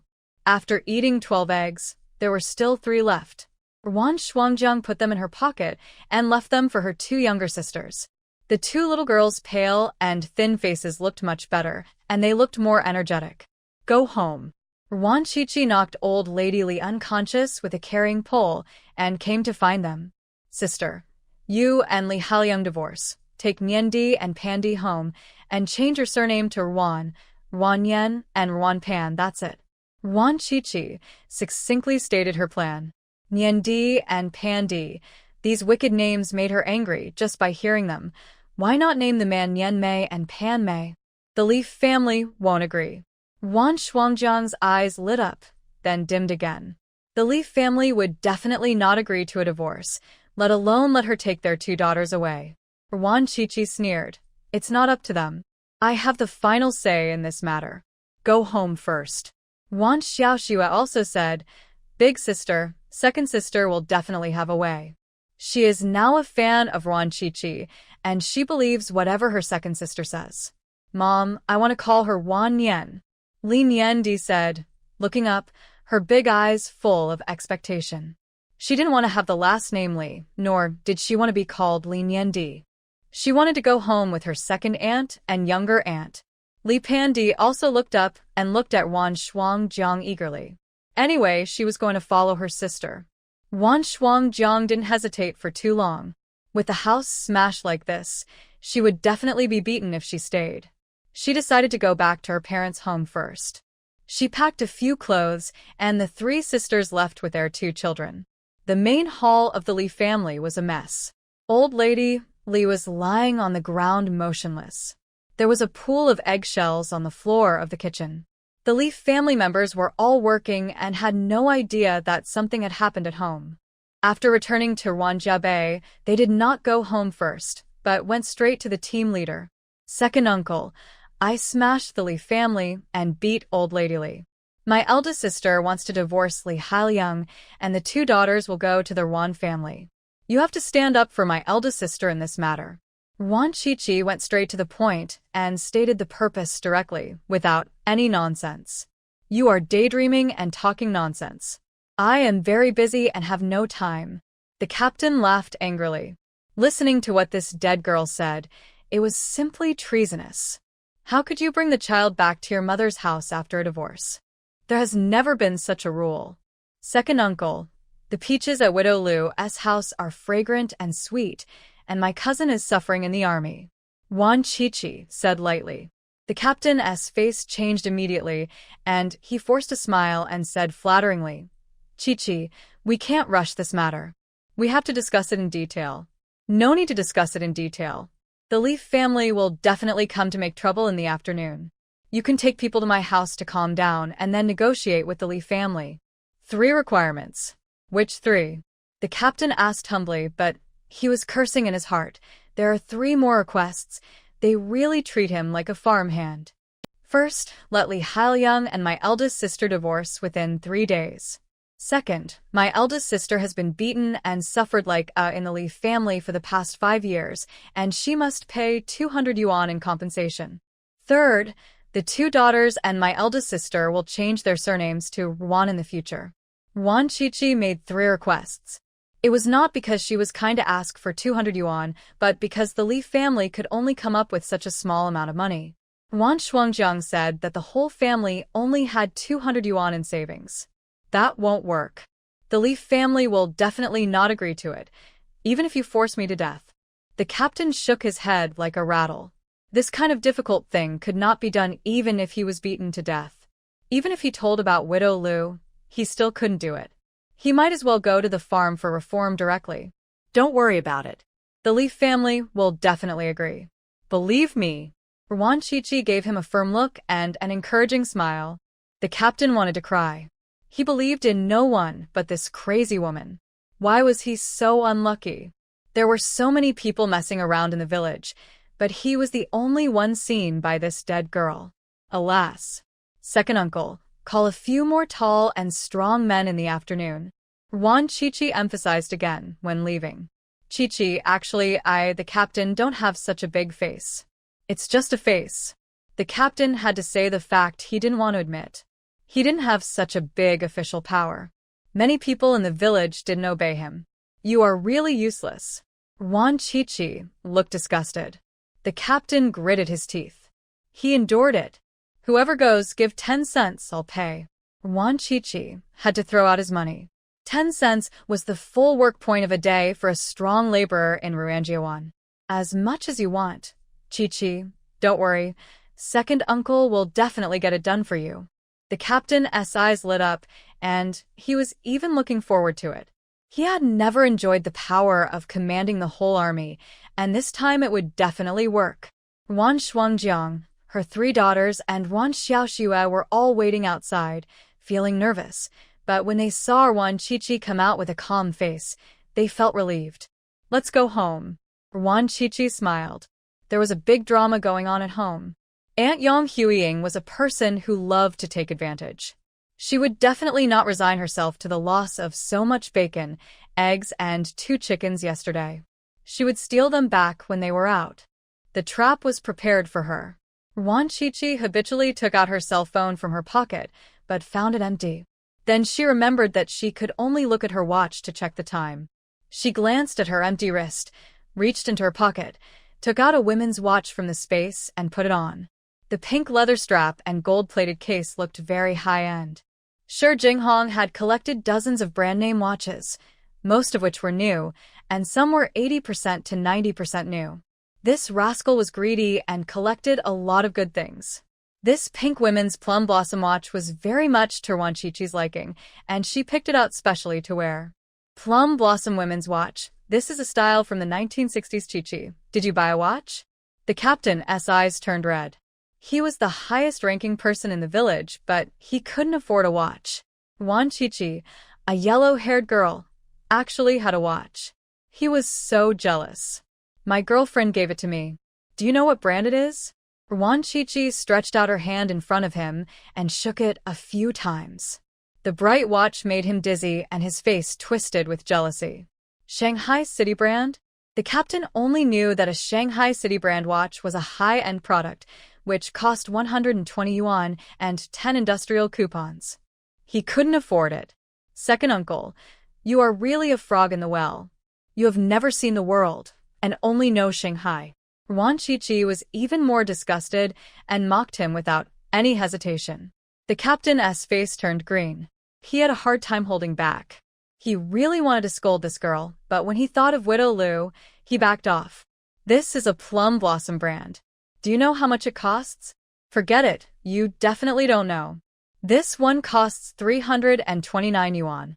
My girlfriend spent 2 months' salary on it. Wan Qiqi waved her hand in front of the captain a few more times before she withdrew it and smiled sweetly at him. The captain didn't have time to get angry. His eyes were fixed on the watch. His mind was already confused. 329 yuan? He can't save so much money in his entire life. After all, he is the deputy battalion commander, and 2 months' salary is enough for him to earn for a lifetime. Jealousy has made the captain unrecognizable. He really wants to the watch and wear it himself. Wan Qiqi was very satisfied. She deliberately showed off, and the 2 months' salary was also made up by her. Just to stimulate the captain, he felt uncomfortable. She would feel comfortable. Don't ask the reason if you ask. It's because she is crazy. Crazy women don't need reasons to do things. Wan Shuangjiang looked at the second sister whose temperament had changed drastically in surprise, and her eyes gradually showed pity. She thought Wan Qiqi was hurt too much by the broken engagement, so she became like this. Fortunately, the second sister is very lucky and found a better partner who has a higher position than he. Jianjun is generous and can give such an expensive watch. It is obvious that this man cares about the second sister very much. Go home. After teasing the captain, Wan Qiqi was in a good mood and walked away with light steps. Wan Shuangjiang and Wan Xiaoxue looked at the captain with a sullen face and left. Bah, 329 yuan is not great. You want to skyrocket with 2 months' salary, and you still say that I am a frog in the well. I am your second uncle. The captain gradually came to his senses, spat fiercely on the ground, and cursed fiercely, and then he felt better. But when he thought of Wan Qiqi's arrogant face, his heart was blocked again. He felt so uncomfortable, so jealous, and wanted to rob. Ah! The shrill scream rushed to the sky above Wanjia Bay like a rocket, and the whole village heard it. The captain was scared. I hope no one will die. He ran towards the source of the scream in a panic, and as he ran, he caught up with Wan Qiqi and the others. Second uncle, why don't you go back to your own home if you have diarrhea? Wan Qiqi's teasing voice came from behind. The captain was so angry that he slammed on the brakes, turned around and cursed. You deadhead, didn't you hear the screams? Didn't hear it, second uncle, you scolded me? Widow Lu. Wan Qiqi looked at him creepily, and before he finished speaking, the captain interrupted him in panic. No, second uncle loves you so much. Second uncle scolded him. He suddenly had an idea and pointed at Wan Guiming, who was running over. Second brother, is it my cousin who is shouting? Wan Guiming was anxious to death.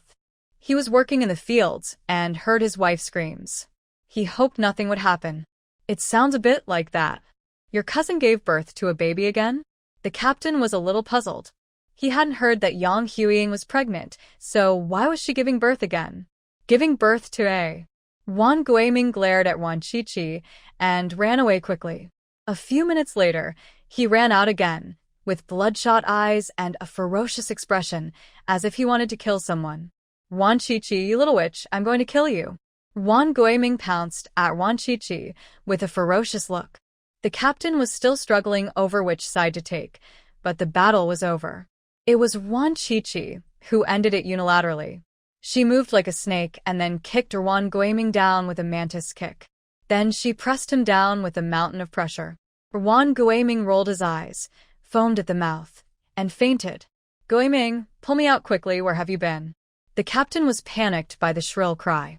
He ran towards the sound and saw the crime scene that he would never forget in his life. Yang Huiying had one foot in the hole and the other foot kneeling outside the hole. The foot in the hole was pierced through by several bamboo sticks, from the sole to the instep. The captain felt pain just by looking at it. Second brother, it was Wan Chi-Chi who harmed me. She deliberately set a trap to harm me so that the police could arrest her and put her in jail. There was no color on Yang Huiying's face, but she could not feel the pain now, as she was numb.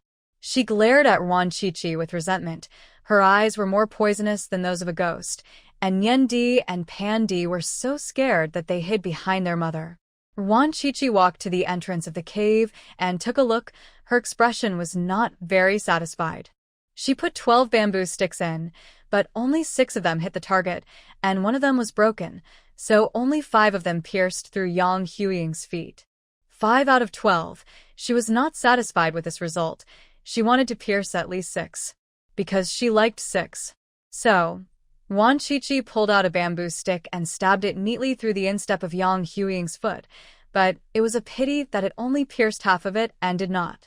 Ah! Yang Huiying screamed and fainted.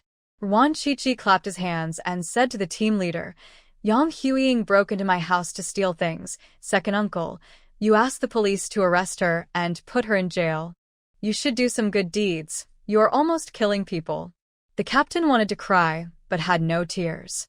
Yang Huiying's right foot must have been disabled, but he didn't dare to scold Wan Chi-Chi. This crazy woman seemed to be really mentally ill. She didn't have to pay for her life even if she killed someone. She had old people and young children to take care of, so she couldn't afford to offend him. Wan Chi-Chi rolled her eyes. She knew that no one could be trusted, so she had a second plan. She grabbed Yang Huiying's hair and pulled her out of the hole with force. She dragged her out of the house, leaving a shocking line of blood on the ground, which was bloodier than the crime scene. Wan Chi-Chi threw the person outside and didn't care whether he lived or died. She asked Wan Xiaoxue to bury the hole and clean up the blood. She had to go to Bailey Village and have a good chat with the old camphor tree. She had to get more gossip about Li Haliang's people so that she could control them during negotiations. Second uncle, my eldest sister and Xiaoxue are left to you. If they lose a hair, you just... Wan Chi-Chi stretched out her hand and gestured at her neck and smiled. The captain was frightened and full of resentment, but he did not dare to refuse. Wan Chi-Chi couldn't ride the family's 28-inch bicycle. She was only 165 centimeters tall, and her legs were not long enough to reach the pedals. She could only ride it diagonally, but that was too tiring and easy to fall. She would rather walk. There were bicycles in this riding space, but they were all new models from later times. If she took them out, she would definitely attract attention. Even if she had 9 lives, she would not dare to expose the space arrogantly. She planned to buy a women's bicycle after going to work in Tanzhou. Sure, Jinghong had looted 3 bicycle tickets. It was more than 10 miles from Maranjiawan to Bailey Village. Wan Chi-Chi walked for more than an hour and finally arrived. It was already lunchtime. The fields at the entrance of the village were empty. Everyone had gone home to eat after work. Smoke from cooking and the pungent smell of chili rose in the village. Wan Chi-Chi pounded her legs. She had walked 3 times in the morning, which was about 30 or 40 miles. She couldn't walk that much in a month in the mental hospital. She walked under the old camphor tree. Before she could speak, the old camphor tree began to tremble excitedly, and all the branches and leaves were shaking. Sister, I remember now. Bai Diju has a black birthmark on his left buttock, which looks like the moon on the 5th day of the lunar month. Wan Chi-Chi was silent. What does the moon on the 5th day of the lunar month look like? What day of the lunar month is today? Ruan Chi-Chi took out the mobile phone she used in her previous life from the space. Now there is no internet, and the mobile phone can only read downloaded novels and can't even play games and check the lunar calendar. She has already switched to 1971, and today is March 31st. Wow, today is exactly the 5th day of the lunar month. I'll see what the moon on the 5th day of the lunar month looks like in the evening, and then I'll make an identical birthmark on Wan Guaming's buttocks. Are you sure Bai Diju has a birthmark on his buttocks? Wan Chi-Chi wanted to confirm it again. The old camphor tree is old, so don't make a mistake. Absolutely right. Bai Diju always came to my place too when he was a child, and his buttocks were sticking up high. I can see it clearly. The old camphor tree said angrily. It only likes sour feces, not fresh ones. The of that little rascal by landlord is particularly smelly, and it stinks to death of the tree. Is there any on by Sanyuanzes? Wan Chi-Chi asked again. I don't know, he didn't come to my place too. Wan Chi-Chi didn't ask any more questions. She went back to ask by Sanyuan face to face. She also asked about some gossips about the Li clan in the village. The old camphor tree thought and talked at the same time, and unconsciously said a lot. Several of them were quite explosive, no less than those of Old Lady Ruan and Landlord Bai. The old generation was really quite open. No wonder they could give birth to more than 1 billion people quietly, leaving the post-aughts to have children and watching. They would rather become monks than bother to have children.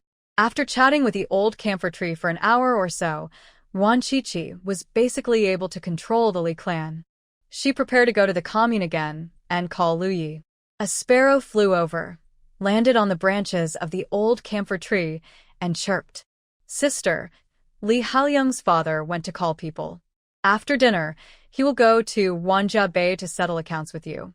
The old camphor tree told the latest news, which was brought back by the sparrow. I know, this is for the sparrow to eat. Wan Chi-Chi broke off half a biscuit, crushed it, and scattered it on the ground. A sparrow flew in front of her, chirped a few times happily, and then flew away. Not long after, a group of sparrows flew over, and they all chirped a few times at Wan Chi-Chi, as if to thank her, and then happily ate the biscuit crumbs. Wan Chi-Chi crushed another piece of biscuit, scattered it on the ground, and left the village. Bailey Village was still 10 miles away from the commune. She patted her waist, sighed, and walked forward resignedly. Thump, thump, thump, a hand tractor with hot steam caught up from behind, driven by a young man in his early 20s. This car is not carsick, except for the pain in the buttocks. There is nothing wrong with it. Wan Chi-Chi's eyes lit up, and there was half a pack of Chengda cigarettes in her hand. A few days ago in the restaurant, she searched several packs of cigarettes from Lu Hongba, Shi Xiaojun, and 4 others, and also searched a lot of cash and food coupons. Brother, are you going to the commune? Wan Chi-Chi stood by the road, stretched out her hand, and shook it desperately. The driver was very arrogant. He didn't even look at her and didn't intend to stop, but he saw the half-pack of cigarettes in Wan Chi-Chi's hand from the corner of his eye and immediately braked. Go. Get in the car. The driver was very straightforward and quick. He quickly took the half-pack of cigarettes and generously gave her a small stool for her to sit in the back of the car. Wan Chi-Chi sat in the back of the tractor. Although the car was bumpy and the wind blowing on her face was cold, she still felt very comfortable. It turned out that she was not born to be the princess and the pea, and her adaptability was too good. On the way, she found out that the driver was going to the commune to get fertilizer, and he had to pass by Ruanjiawan on his way back to his village. So, she decisively took out a handful of fruit candies and stuffed them into the driver's pocket. Before she even opened her mouth, the driver took the initiative to invite her. Sister, I'm leaving in an hour. You hurry up and find me at the fertilizer station. Okay. Wan Chi-Chi waved happily and said goodbye to her eldest brother. She went to the post office to make a phone call to the military district and asked Lu Yi to answer the phone. It is very troublesome to make long-distance calls now. You have to call the switchboard first and then transfer the call. You have to wait for several minutes. The phone bill is expensive. If it is not a matter of life and death, ordinary people will never call. After 10 minutes, Lu Yi answered the phone and told her some good news. Sure, Xiaojun is stupid, sure Jinghong is crazy, and they beat Lu Hongba half to death. The other two were also taken to the farm and beaten half to death. Why are they stupid? Wan Qiqi asked curiously. Lu Yi's laughter came from the phone. She knew it must be related to him. God has opened his eyes, Qiqi. When can I go to your place to get acquainted? Lu Yi changed the subject, and Wan Qiqi did not ask further. It must be related to his golden finger. I will inform you in a few days. I tell you, Lu Hongba is very fragile now.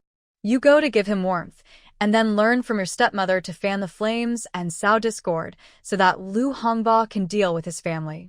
Wan Qiqi suggested that Lu Hongba use this knife well and Lu Chuansao's family would be wiped out. Lu Yi's eyes lit up on the other end of the phone. This is a good idea. Lu Chuansao's family is not clean, and they will definitely not be able to withstand Lu Hongba's rebellion. Qiqi, how come you are so smart? Lu Yi praised generously. You are not stupid either. I mainly read a lot of books, like 36 Stratagems and Sun Tzu's Art of War. You should read them in the future. Wan Qiqi was humble on the surface, but she was shouting in her heart, if you can speak, just say a few more words. Don't be stingy with words of praise. Qiqi, you are amazing. You even read books on military strategy. In the future, you use your brain, and I will do the work in our family. It's just so, you're pretty good too. Qiqi, you're better than me. I want to learn from you. Let's learn from each other. Qiqi, I missed you. Lu Yi suddenly said a sweet word, full of affection. Wan Qiqi was stunned, her face a little hot. In fact, she also missed you a little. I miss you, too. I dreamed of you last night. We were kissing. Wan Qiqi told the truth. In the dream, she and Lu Yi were indeed kissing, and they also did some things that were not suitable for children, which made her very angry, and she kicked off the quilt, and one of her nostrils was blocked when she woke up in the morning. The lady from the post office, who was knitting a sweater next to her, trembled, stopped knitting, looked at her with bright eyes, and her ears stood up. I dreamed of you too, not just kissing. Lu Yi's face was hot, and his heart was sweet. He and Qiqi were really in sync, and they had the same dreams. Wan Qiqi chatted with him for a while, then hung up the phone. When she went to pay the phone bill, the lady asked gossipingly, Girl, you and your man just got married, right? No, we have been married for 3 years, and my man is still clinging to me. Wan Qiqi knew what the elder sister wanted to hear, but she refused to say it. The elder sister looked very disappointed. It was not a newlywed, but an old couple of 3 years were still so clinging. It was really strange. Thinking of her own man, who was too lazy to pay public grain after 1 year of marriage, the elder sister suddenly felt bad and in a bad mood. Wan Qiqi grinned and left happily. She found a secluded place, took out a bag of rice, a pot of tea oil, and a large piece of fresh pork, put them all in the backpack, went to the fertilizer station to find the driver, waited for him to load the fertilizer, and took a ride home. With the captain's protection, the family was safe. Just now, Wan Guiming came to make trouble, but was scolded away by the second uncle. Wan Xiaoxue took the backpack on her back, saw the things inside, and smiled like a flower. Eat dry rice in the future, don't mix sweet potatoes. Wan Qiqi pounded her sore shoulders a few times, took out a handful of candies from her pocket, and shared them with Wan Nian and her sister. The sky gradually darkened, and smoke rose from the village. Wan Xiaoxue cooked a large table of food, and Wan Shuangjiang and her 2 daughters were all full. They had never eaten so much meat before, and they couldn't eat it even during the Chinese New Year. At most, they could only share a piece of meat. Qiqi, will the Li family really agree? Wan Shuangjiang was a little nervous. She knew too well how arrogant the Li family was, and she was afraid of implicating her 2 sisters. Don't worry, they dare not disagree. Wan Qiqi sneered. She had a fatal handle on the Li family in her hand. Qiqi, they are coming. The captain rushed into the yard in a hurry, followed by a dozen tall and strong men, all of whom he hired. Hand over the 3 sisters, Wan Shuangjiang. They dared to beat my mother and are tired of living. If you don't hand them over, don't blame us for being rude. An arrogant curse came in. It was Li Hailiang. He also brought a dozen strong men with him. They were very powerful and aggressive. Li Hailiang and his gang stood outside the gate of the Ruan family. They all looked ferocious and wanted to eat people. Ruan Chichi counted them. Li Hailiang brought 16 people. The team leader only brought 14 people. There were 2 less on her side. Ruan Chichi was immediately unhappy. She took out a handful of money from her pocket. They were all 10 cents. She specially exchanged them at the commune. Go find 3 more people. There must be one more than the Li family. Ruan Chichi distributed the money to them on the spot, 10 cents per person. I'll go call my dad. I'll go call my brother. I'll go call my uncle.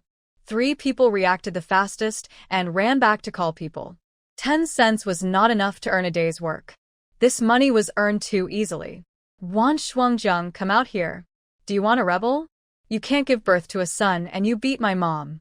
How the Hades did I give you face? Li Hailiang waited for a few minutes, but didn't see Ruan Shuangjiang come out. He was furious and kicked the gate of the courtyard. The gate suddenly opened, and Li Hailiang kicked in vain.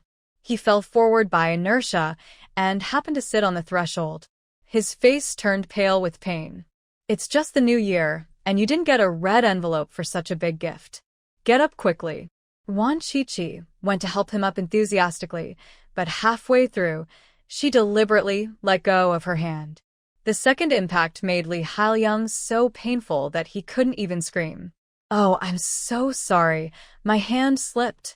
Ruan Chichi apologized insincerely and was about to help, but someone got there first.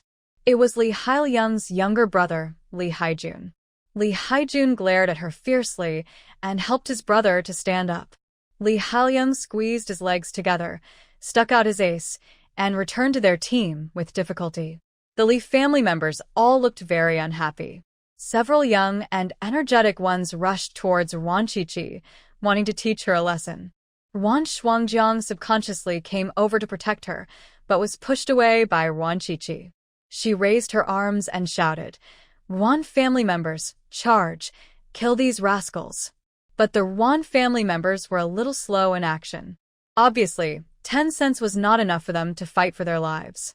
So, Ruan Chichi shouted again, 50 cents, charge or not? Charge. The roar of the Ruan family was louder than thunder, and the momentum was majestic, which obviously suppressed the Li family. You rascal! You dare to come to our Wanjia Bay to act wild. Are you impatient to live? What's wrong with beating your mother? I'm going to beat you too. I'll beat you to death. Stimulated by the 50 cents, the Ruan family was more excited than if they had been injected with chicken blood, and they had 3 more people. In less than 10 minutes, they suppressed the Li family, especially the Li Hailiang brothers, who were beaten the worst and were unrecognizable. The battle was over, and the Li family was trampled under the feet of the Ruan family in a very humiliating way, unable to move. Ruan Chichi walked up to Li Hailiang and looked down at him. For them to eat, 50 cents, will you? Ruan Chichi asked loudly. Just beating them a few times was not enough to vent her anger. She wanted to trample the dignity of these Li family members into the cesspool, especially the Li Hailiang brothers. Everyone shouted in unison and quickly unbuttoned their pants, all splashing onto the Li family's faces. Although most of it leaked, they still drank a lot. The Li family fought back hard, but they didn't have the stimulation of the 5-cent coin, and their fighting spirit wasn't as brave as their Ruan families. They couldn't resist at all, and soon they became wilted like frost-bitten eggplants. Especially the Li Hailiang brothers. Ruan Chichi even asked someone to scoop some manure soup from the cesspool and poured it all into their mouths. Even the maggots and the soup, very nutritious. Ruan Shuangjiang covered her 2 daughters' eyes and watched with relish. She only dared to do this kind of thing in her dreams, and in reality she only dared to spit in the food. The second sister was more promising than her and did everything she dared not to do. It was really refreshing. Ugh. Brother Li Hailiang even vomited yellow bile, lost half of his life, and was covered in feces and, which was smelly and smelly. Even their tribesmen despised him. After all, they only had on them, which was much cleaner than these 2 brothers. The captain watched in amazement. He didn't expect that it would end like this. It was too crazy. Wan Qiqi was really crazy, not pretending. Normal people couldn't pretend to be this crazy. The captain was even more afraid of Wan Qiqi. A normal person would lose against a crazy woman. What's more, this crazy woman had a handle on him. Alas. Second uncle, it's your turn. Wan Qiqi's voice sounded behind him. The captain trembled with fear, turned around respectfully, and asked politely, "What should I do?" These people gathered to make trouble. Tie them up first, and let the Li family send someone to redeem them. Hey. The captain was very obedient. He couldn't afford to offend the crazy woman. He was really scared. Under his command, Li Hailiang and his group were tied to the tree. The cold wind was blowing in the night of March. The clothes of these people were soaked with. When the wind blew, they were freezing cold, which was more uncomfortable than soaking in cold water. Wan Shuangjiang, you F king. Ugh. I won't let you go. Ugh. Li Hailiang cursed loudly, vomiting several times. After only half a sentence, his gallbladder was about to out, and only 1/3 of his life was left. Wan Qiqi ignored him. She was distributing money to their Wan family, 1 yuan per person. The team leader personally rode his bike to Bailey village to bring a message. That night, Ruanjiawan was particularly lively. Usually, the villagers went to bed to make love at 8 o'clock, but now they were crowded outside their Wan family to watch the excitement. The Leaf family sent several respected elders, all of whom were influential people in the clan. Li Hailiang's parents also came and sat in their Wan family's yard to negotiate. Li Hailiang and the other 16 people had been untied, but they were all sick after being blown by the cold wind for 2 hours. Wan Shuangjiang asked for a divorce. She married into your Li family and worked hard without complaint, worked like a cow and a horse, went hungry, and was beaten and tortured. This marriage cannot continue. She also asked her Li family to pay 200 yuan to compensate her for the suffering she has endured in the past 5 years. The captain gritted his teeth and stated Wan Qiqi's request. After he finished speaking, he immediately stepped back for fear of being beaten. Ahem.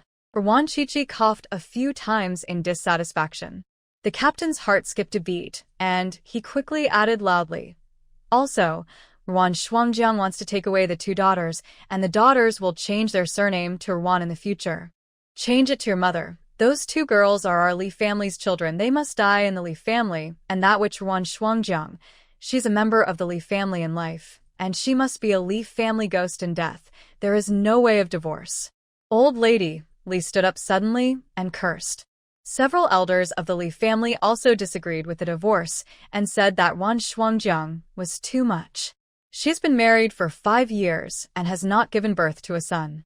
She does not reflect on her mistakes and even wants a divorce. She also wants to take her 2 daughters away and change their surnames. She asked for 200 yuan in compensation. It's simply treasonous. The old man who spoke was Li Hailiang's 3rd uncle, who had a high status in the Li family. That's right, it's simply treasonous. Do you women of their Wan family want to rebel? Who will dare to marry your Wan girls in the future? The other members of the Li clan were very angry and accused in unison. The captain's face changed. There are still many unmarried girls in Ruanjiawan, and they cannot let a bad reputation spread. He looked at Wan Qiqi, hoping that she could lower her requirements and get a divorce. Wan Qiqi came out and shouted to the 3rd uncle, "I have heard of the name of the 3rd uncle for a long time. I have heard that you are still in good shape and can still have an affair at the age of 70. You also gave birth to a big fat son. By the way, that little grandson who calls you grandpa looks so much like you." Everyone's face changed drastically. The Leaf family couldn't believe it, while their Wan family was excited. The 3rd uncle was so angry that his beard was shaking. He pointed at Wan Qiqi with a trembling finger and cursed, "It's outrageous. You are talking nonsense and slandering people." "It's not me. It's Li Hailiang's mother who said that." "3rd uncle, this is your fault. The rain and dew should be shared equally. If you don't give the rain and dew to Li Hailiang's mother, she will definitely be jealous." Wan Qiqi, said the big news with an innocent face. Everyone looked at Old Lady Li, especially third uncle. The angry eyes could kill her. Old Lady Li was ashamed and angry and shouted, "I didn't say it. She talked nonsense. I didn't know that third uncle was cheating, and I wasn't jealous. Really, this little witch wronged me. If you didn't say it, how could my eldest sister know that third uncle was cheating? Your mouth is bigger than a trumpet, and you have said a lot of strange things." Wan Chi felt that she was too short, so she moved a stool and stood on it, looking down at everyone, just like on the stage, with a special urge to perform. She cleared her throat and continued to perform. This time, the man she was staring at was Li Haoliang's fourth cousin. Fourth uncle's scalp numbed, and his back felt cold when he was looked at by her. "You're the fourth cousin, right?" Li Haoliang's mother said that your cousin thought you were too short and gave you several green hats. By the way, one of them was worn by third uncle. Wan Chi had originally planned to let her third uncle go, but who could blame the old man for being so strong and healthy? He was still eating grass at his old age. "I didn't say that. She's talking nonsense." Old Mrs. Li cried out that she was wronged, but no one listened to her. Everyone wanted to hear what Wan Chi had to say. "You're the third cousin, right?" Li Haoliang's mom said that you are stupid. Your cousin never closes the window when he takes a bath, and Li Haoliang and his brothers have seen it countless times. By the way, your cousin has a red mole on his chest. Li Haoliang said that when he was drunk once. Wan Chi named the names one by one, and each member of the Li family who was named had a very explosive story, which was told to her by the old camphor tree. But she blamed it all on Old Lady Li. This is called diverting trouble to others in the military book. She is the extremely smart Wan Chi, and she has learned the military strategy very well. The Li family members in the yard all looked very ugly, with a green light on their heads. Especially the fourth uncle and the third cousin.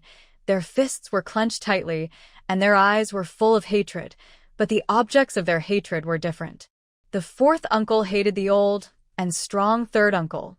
The third cousin hated the Li Haoliang brothers and wanted to beat them to death. The villagers of Ruanjiawan listened with relish. These stories were so sweet. Although Chi was a little crazy, she was really brave to speak out. Really good. Wan Chi licked her lips. She had said too much, and her throat was a little dry. A glass of water was handed over considerately. It was Wan Xiaoxua. Wan Chi drank it in one breath and continued to talk about the big story. "You're the fifth uncle, right? Li Haoliang's mother said that you used to be a bandit, and your cousin was robbed by you when you were a bandit." The last person to be named was a man in his early 50s, tall and strong, with a fierce face. He was Li Haoliang's fifth uncle and the biggest guy in Bailey Village. Because he was a fish that escaped the bandit suppression 20 years ago, and he had many deaths on his hands, he would definitely be shot if he was caught. The younger generation of the Li family did not know the history of the fifth uncle, but some of the older ones knew, but they all concealed it by coincidence. Before Wan Chi finished speaking, she was interrupted by the third uncle in a rage, cursing, "What nonsense! How can this be? Our Li family has a clean record, and there are definitely no bandits. Li Huailin, take care of your cousin, and sew his mouth if it is not reliable so that he doesn't talk nonsense all day long." That's right, he just knows how to spit all day long. Li Huailin, you can't even control your wife. Are you still a man? The Li family members all turned against each other and opened their mouths to target Li Haoliang's father, and attacked him in groups. They were all exposed by Wan Chi in public, and they were embarrassed. However, they thought of a good idea. As long as they could prove that Li Haoliang's mother was talking nonsense, then the shortcomings they were exposed would not count, and their old faces would be saved. Li Haoliang's father, Li Huailin, his old face turned ashen, his lips turned gray and white with anger, and he kept trembling. He stood up, swung his hand, and slapped his wife hard. "I told you to talk. I'll beat you to death, you stupid woman." "I didn't. That little witch wronged me. I really didn't." Old woman Li cried and defended herself. She was really wronged, more wronged than Do-E. She didn't know any of the things like adultery, cuckoldry, and peeping at someone taking a bath, and it was impossible for her to tell Ron Shuangjiang. She was not that stupid. You still don't admit it? Beat you to death, you idiot. Li Huilin became even angrier and started punching and kicking his old wife. This stupid woman talked nonsense and offended all the people in the family. How could their family survive in the village in the future? Li Huilin became more and more angry and hit harder and harder. Gradually, the old lady Li lay on the ground motionless, not even making a sound. The Li family members watched coldly. They wished that the old woman would die so that their face would be saved. Oh, don't kill her to silence her. This old woman has heard many things from you. Who told you to be so careless? Wan Qiqi spoke out to stop her. It would be too easy to beat the old woman to death. She had to live a life worse than death. The third uncle and others looked at Li Huilin again with extremely resentful eyes. I didn't say that. I didn't know. This little witch is talking nonsense. Li Huilin copied the old woman's words and defended himself, but no one believed him. The Li family members even hated him. Wan Qiqi raised the corners of her mouth slightly and pretended to be generous and said, "Since it is a misunderstanding, it will be fine if we talk it out." I said, "Third uncle is highly respected. How could he be cheating? Fourth uncle looks mighty. How could he be born with deficiencies? Third cousin looks smart and handsome. How could he not know that his guest was taking advantage of him? Fifth uncle is amiable. How could he be a bandit? It must be Li Hailiang's mother who is talking nonsense and slandering people." Every time she pointed at someone, that person's face became extremely ugly, and the look in his eyes when he looked at Li Huilin became more and more resentful. Especially the fifth uncle, his eyes had more murderous intent, and he was obviously determined to kill. Li Huilin was sweating coldly on his back. He was not afraid of other people but the fifth uncle. This was a ruthless guy who had really killed people, and he couldn't afford to offend him. That cursed woman. She hurt him so much. Li Huilin, furious, kicked the old woman Li on the ground a few more times. The negotiations had just begun, and the rhythm was disrupted by Wan Qiqi. The Li family, headed by the third uncle, was too lazy to stand up for Li Hailiang's family and even spoke for Wan Shuangjiang. The chairman said that marriage is free. Since Wan Shuangjiang doesn't want to continue, let's part ways in peace. She married into your family, worked hard for 5 years without complaint, and gave birth to 2 daughters for your family. It's reasonable for her to ask for 200 yuan. The 2 girls have Li family blood flowing in their bodies. Even if they change their surnames to Wan, it cannot change their blood relationship. They're still your children. The surname is just a symbol. There is no need to be too serious about it. Li Huilin's face was uglier than his son who had eaten. The family had only 200 yuan in savings. Not only did they lose all their belongings, but they also had to lose the 2 girls and daughter-in-law. It was too much of a loss. Seeing that he didn't react, the third uncle frowned and said sternly, "Li Huilin, this matter is settled. If you still listen to me, do it. If you don't listen, I will never care about your family's affairs in the future." Li Huilin's face changed drastically. He understood the implication of the third uncle. If he didn't listen this time, his family would be abandoned by the clan members in the future. People abandoned by the clan members will have difficulty moving in the village. He was so angry that he kicked the old woman on the ground a few more times. It was all this stupid woman's fault. Okay, I agree. After hesitating for a long time, Li Huilin agreed with difficulty. Wan Qiqi struck while the iron was hot and said, "Since we want to part ways amicably, let's go to the commune to get a divorce tomorrow. Let Li Hailiang take 200 yuan and move my eldest sister and Wan Yen and Wan Pan's household registration out." Who are Wan Yen and Wan Pan? Li Huilin didn't react. My eldest sister's 2 daughters, they will be called Wan Yen and Wan Pan from now on. Wan Qiqi explained patiently. The faces of the Li family members changed, especially Li Huilin, whose face hurt more than being slapped. The name is just a code name, you can call it anything. The 2 children will definitely be well fed and warm in my home. I won't let them suffer any grievances, don't worry. Wan Qiqi said again. The Li family members secretly complained in their hearts, What they said was better than singing. Since the name was just a code name, why should it be changed?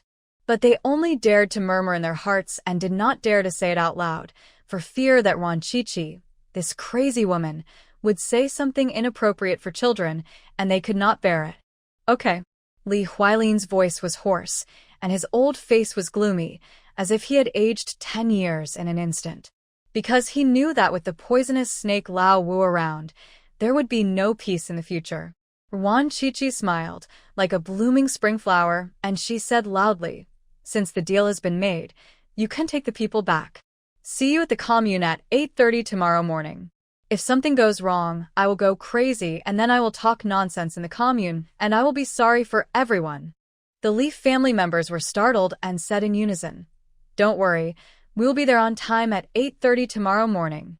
They had to carry Li Hailiang to the commune to get a divorce, no matter how hard they tried. Li Hailiang and his brother were still unconscious, and their bodies were covered with feces, which made them smell terrible. The Leaf family thought they were too smelly, so they threw them into the river to wash them several times, and then carried them back home in a clean and fresh state. The Ruan family's yard suddenly became much emptier, and the team leader's mouth has not closed yet. He couldn't believe that the Leaf family agreed to the 3 outrageous requests made by Wanchichi. He wanted to know more. Were those rumors true? Chichi, are those things true? The team leader felt itchy and couldn't help asking, "Which things?" Wanchichi pretended to be stupid and deliberately teased him. Those things about third uncle, were they really said by Li Hailiang's mother? The team leader asked in a low voice, his eyes flashing with gossip and envy and jealousy of third uncle. He was only 50, and he was already unable to do his best, while third uncle was already 70 years old, and he could still give birth to a big fat son. He really wanted to know what secret recipe this old man took. Of course, if Li Hailiang's mother didn't tell me, how would I know? Wanchichi saw through his little thoughts at a glance and hooked her finger at him. The captain came over attentively and heard her ask, "Do you want to know what secret recipe third uncle takes?" Yes, Chichi, you are so smart." The captain nodded vigorously, his ears. He didn't want to miss a word. Li Hailiang's mother said a secret recipe. I don't believe it. Tell me what secret recipe it is first. The captain was so anxious. He hated talking in a cryptic way. Wanchichi frowned and said disdainfully, Li Hailiang's mother said that the first thing third uncle does every morning when he gets up is to drink his own, and drink it while it is still hot. The old man has persisted for 30 or 40 years. I think this secret recipe must be fake. What do you think, second uncle? There was no response. The captain was thinking deeply. Second uncle. Wanchichi shouted, and the captain finally came back to his senses and said absent-mindedly, I think it's fake too. Chichi, I'm going back. Second uncle. Walk slowly. Be careful of the doorstep. Wanchichi had just finished speaking when the restless captain tripped over the doorstep and fell flat on his face. The captain climbed up using his hands and feet and limped away. He had to go back and have a cup of tea so that he could have hot, fresh tomorrow morning. Although it was a bit disgusting, he could still overcome this difficulty for the sake of being strong and vigorous. The captain did not doubt this folk remedy at all. With the example of his third uncle, who had a son in his old age, he believed in this folk remedy. As long as he thought about how he would be able to become more powerful in the future and make Widow Lu drunk and dreaming, the captain was so excited that he wished he could drink at dawn. Wanchichi looked at his back and showed a triumphant smile. The internet is really not a lie. As long as it involves aphrodisiac beauty, it will kill both men and women, and even eat. Second sister, does the third uncle really drink? Wan Xiaoxue asked curiously. Yeah. Wanchichi did not deny it. Wan Xiaoxue showed an indescribable expression. Her eyes were full of disgust. Wan Shuangjiang sat there blankly. She still felt like she was dreaming. Her second sister really did it. She and her daughter would no longer have to work like slaves and get beaten. With the 200 yuan compensation from the Li family and her hard work to earn work points, she had the confidence to raise her 2 daughters. Chichi, thank you. Wan Shuangjiang hugged Wanchichi and cried to thank her. Why be polite to each other, sisters? Go to bed. I will accompany you to the commune tomorrow. Wan Qiqi's body was a little stiff. She was not used to being hugged so closely by someone, except for handsome guys. She patted Wan Shuangjiang's back a few times, but her hands hurt. Wan Shuangjiang's back was all bones, and she was skinny. Wan Qiqi frowned. After the divorce, she would give the Li family a big gift. It was late at night. The village was very quiet. Almost everyone was asleep, except for Wan Qiqi. She was standing in Wan Jiaming's yard. The moon in the sky was like a scimitar, surrounded by a group of stars, twinkling. Wan Qiqi took out her mobile phone. She took a photo of the crescent moon. She found the room of Wan Guiming and his wife. The door was not locked and opened easily. Wan Guiming and his wife were sleeping soundly. Yang Huiying had a bandage wrapped around her feet and was snoring with her mouth open. Wan Qiqi took out the homemade ether that she had been busy making all night. The owner of a drugstore was probably an experiment maniac. He set up a laboratory with all the necessary equipment. As long as there was alcohol and concentrated sulfuric acid, ether could be made. This was what the chemical genius in the mental hospital taught her. Almost everyone in the mental hospital is a genius. After all, their brains are full of energy. People who are not smart will not get mentally ill. There are all kinds of geniuses, such as weapons genius, chemistry genius, radio genius, lock matching genius, music genius, etc. Wan Qiqi had nothing to do, so she learned a lot of tricks from them. Making ether is just a trivial one among her many skills. Wan Qiqi poured ether into a handkerchief, covered the mouths and noses of Wan Guiming and his wife, and knocked them unconscious. Then she took off Wan Guiming's pants. Under the cold moonlight, his ace was pale, without birthmarks, and there is no mole. Wan Qiqi took out the photo of a crescent moon on her phone, first drew a crescent moon on her ace with a pen, then used a tattoo gun to tattoo it, and then applied paint. There is a tattoo shop in the space with a complete range of items. On Wan Guiming's ace, a black crescent moon birthmark is clearly visible. Wan Qiqi is very satisfied with her craftsmanship. She is indeed a genius. She tattooed such a beautiful tattoo for the first time. She pulled Wan Guiming's pants back and left. From beginning to end, no one saw her, and no one knew that Wan Guiming had a birthmark on his ace. Wan Qiqi returned to her yard and looked at the time on her wrist. It was already 11 o'clock. She yawned 3 times in a row, and a feeling of fatigue came over her. After dinner, she went to the laboratory to make ether, and then went to Wan Guiming's house to climb the wall and tattoo his birthmark. She didn't even take a breath all night, and she was exhausted. Wan Qiqi yawned again. Forget it. Let's go back to sleep first. We will go to dig gold bars in Bailey Village tomorrow night. Wan Shuangjiang and Wan Xiaoxue were both asleep. The house was dark and quiet. Wan Qiqi tiptoed back to the room and fell asleep. Wan Qiqi slept so soundly that she was awakened by the noise outside the house. It sounded like Wan Xiaoxue was cursing. I can dig whatever I want in my yard. Even if I dig a grave in my yard, you have no right to interfere. Yang Huiying didn't stay at home and sneaked into my yard to steal. She deserved to fall into the pit and break her foot. I didn't report her to the militia to arrest her and put her in jail. I have done my best. In the past few days, under the influence of Wan Qiqi, Wan Xiaoxue has made great progress. Not only has she become bolder, but she has also become thicker-skinned. She has learned some of Wan Qiqi's crazy nature. Xiaoxue, Yang Huiying is your aunt after all. Don't be disrespectful. The person who spoke was Wan Lao's younger brother. Wan Xiaoxue had to call him Uncle Grandpa. Like Wan Lao, he was not a good guy. I don't have such an aunt who steals things, let alone an uncle who robs my house. From now on, my family has nothing to do with Wan Guiming's family. Don't try to be relatives. Wan Xiaoxue sneered and rolled her eyes. She didn't even recognize her grandparents, let alone her aunt. She would learn from her second sister in the future. She wouldn't need to reason with these people.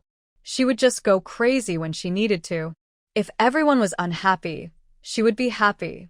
Wan Xiaoxue, if you don't accept my toast, you'll be punished. Don't forget, your surname is Ruan. Do you want to commit treason and leave the surname Ruan? The uncle scolded angrily and used his trump card. The three sisters, without the support of their brothers and without the protection of the clan, would have difficulty moving in the village, and even children could be stepped on. He was sure that Wan Xiaoxue and her sister did not have the courage to do so. Wan Xiaoxue hesitated, and she was indeed shocked. After all, she, her eldest sister, and her two nieces would have to live in Wanjia Bay in the future. If they offended all the clan members, they would probably have a hard time. Old Man Ruan and his gang all looked proud because they knew that the three sisters still had to rely on the protection of the clan, and they did not have the courage to confront the clan. Wan Xiaoxue gritted her teeth. She wanted to resist with ambition, but she was afraid that it would not end well. Is the surname Ruan so great? When Wan Guiming's family bullied my family in the past, why didn't you come out to speak for justice? Now Yang Huiying has just injured her foot, and you are rushing over to stand up for her. You are not having an affair with Yang Huiying, are you? Wan Qiqi wiped her face casually, tied her hair, and came out lazily. With just one sentence, she made her uncle's old face flush red, and she almost had a heart attack. You are simply a traitor. I am your uncle. The uncle pointed at Wan Qiqi and cursed with shaking hands. I hate being pointed at the most. I'm so mad at you.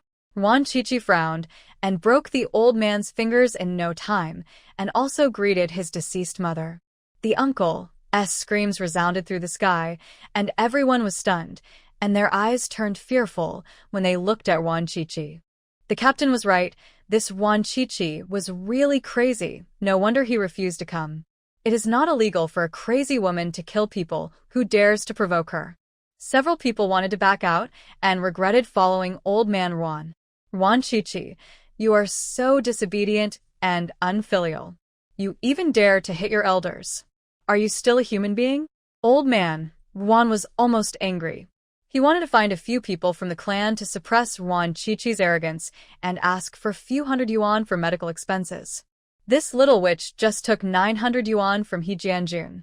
He only asked for 500 yuan, which was very kind. Who knew that this little witch was even more crazy? He broke his fingers when he didn't agree with him. He was more brutal than a bandit. Old Man Wan was so angry that his head hurt. He never thought that Wan Qiqi would become so difficult to deal with, even more difficult than Ruan's father. You came to my door early in the morning to disturb my sleep. What's wrong with me beating you? I still want to kill people. Wan Qiqi had a stern face and pulled out a machete from his back like a magic trick. It was the knife that almost killed Wan Guiming 2 days ago. Except for Old Man Ruan, everyone else fled very fast, more than a dozen meters away from Wan Qiqi. Old man, I recognize you as my elder. If I don't recognize you, you're just an old rascal. Stay away from my house in the future. If you come to my house and talk nonsense again, I will chop you to death. Wan Qiqi raised his knife and put it on Old Man Ruan's neck. The sharp blade pressed against his skin, and the cold air penetrated into his blood vessels, freezing Old Man Ruan so much that he kept hitting the board, and his teeth were chattering. You will not die well, and you are not afraid of being struck by lightning. Old Man Ruan did not dare to move, for fear that if he moved, his neck would be chopped off. Before I die, I will definitely chop you to death first. Before I am struck by lightning, I will kill your entire family first, old and young, all of them, leaving no one alive. Do you want to give it a try and see who can run faster, or I can chop faster? Wan Qiqi laughed coldly and moved the knife forward a centimeter, cutting a little skin, and bright red blood flowed down, which frightened everyone. The captain hurried over, and when he saw this, he slapped his thigh anxiously. I told you, this girl is really crazy. You just wouldn't listen and wanted to provoke this crazy woman. Now look what happened. Someone's going to get killed. A granddaughter hacked her grandfather to death. Our Ruanjia one is going to be famous. Everyone had a sullen expression. It was because the captain liked to exaggerate when he spoke. He would exaggerate even the smallest things. They thought that the captain was exaggerating when he said Wan Qiqi was crazy. Who knew that the captain was being realistic this time? Wan Qiqi was really crazy. The captain ran closer cautiously. When he was still 10 meters away from Wan Chichi, he advised, Chichi, let's talk it over. Put down the knife first. Killing someone means paying with your life. You don't want to be shot, do you? It's okay. I'll kill this old man, and then you guys. One life is worth dozens. It's not a loss to be shot. Wan Chichi's voice was gentle and she smiled at the captain, but what she said made everyone shudder and feel a chill on their backs. This crazy woman wanted to massacre them? Even more cruel than the Japanese. No one doubted that Wan Chichi was talking nonsense. They believed that this crazy woman could do it. They couldn't help but blame Old Man Wan in their hearts. It was all the trouble caused by this plague old man. Chichi, I didn't offend you. I was even advising your grandfather. The captain had a sad face and was greeting Old Man Ruan's family in his heart. Wan Chichi sneered and ignored him. She didn't put down the knife, which was still on Old Man Ruan's neck, and blood was flowing. You're going too far. You want to eat up our family. Today, the three of us sisters will fight with you. At worst, we will die together. Wan Xiaoxue suddenly rushed out, followed by Wan Shuangjiang. They all carried and stood beside Wan Chichi.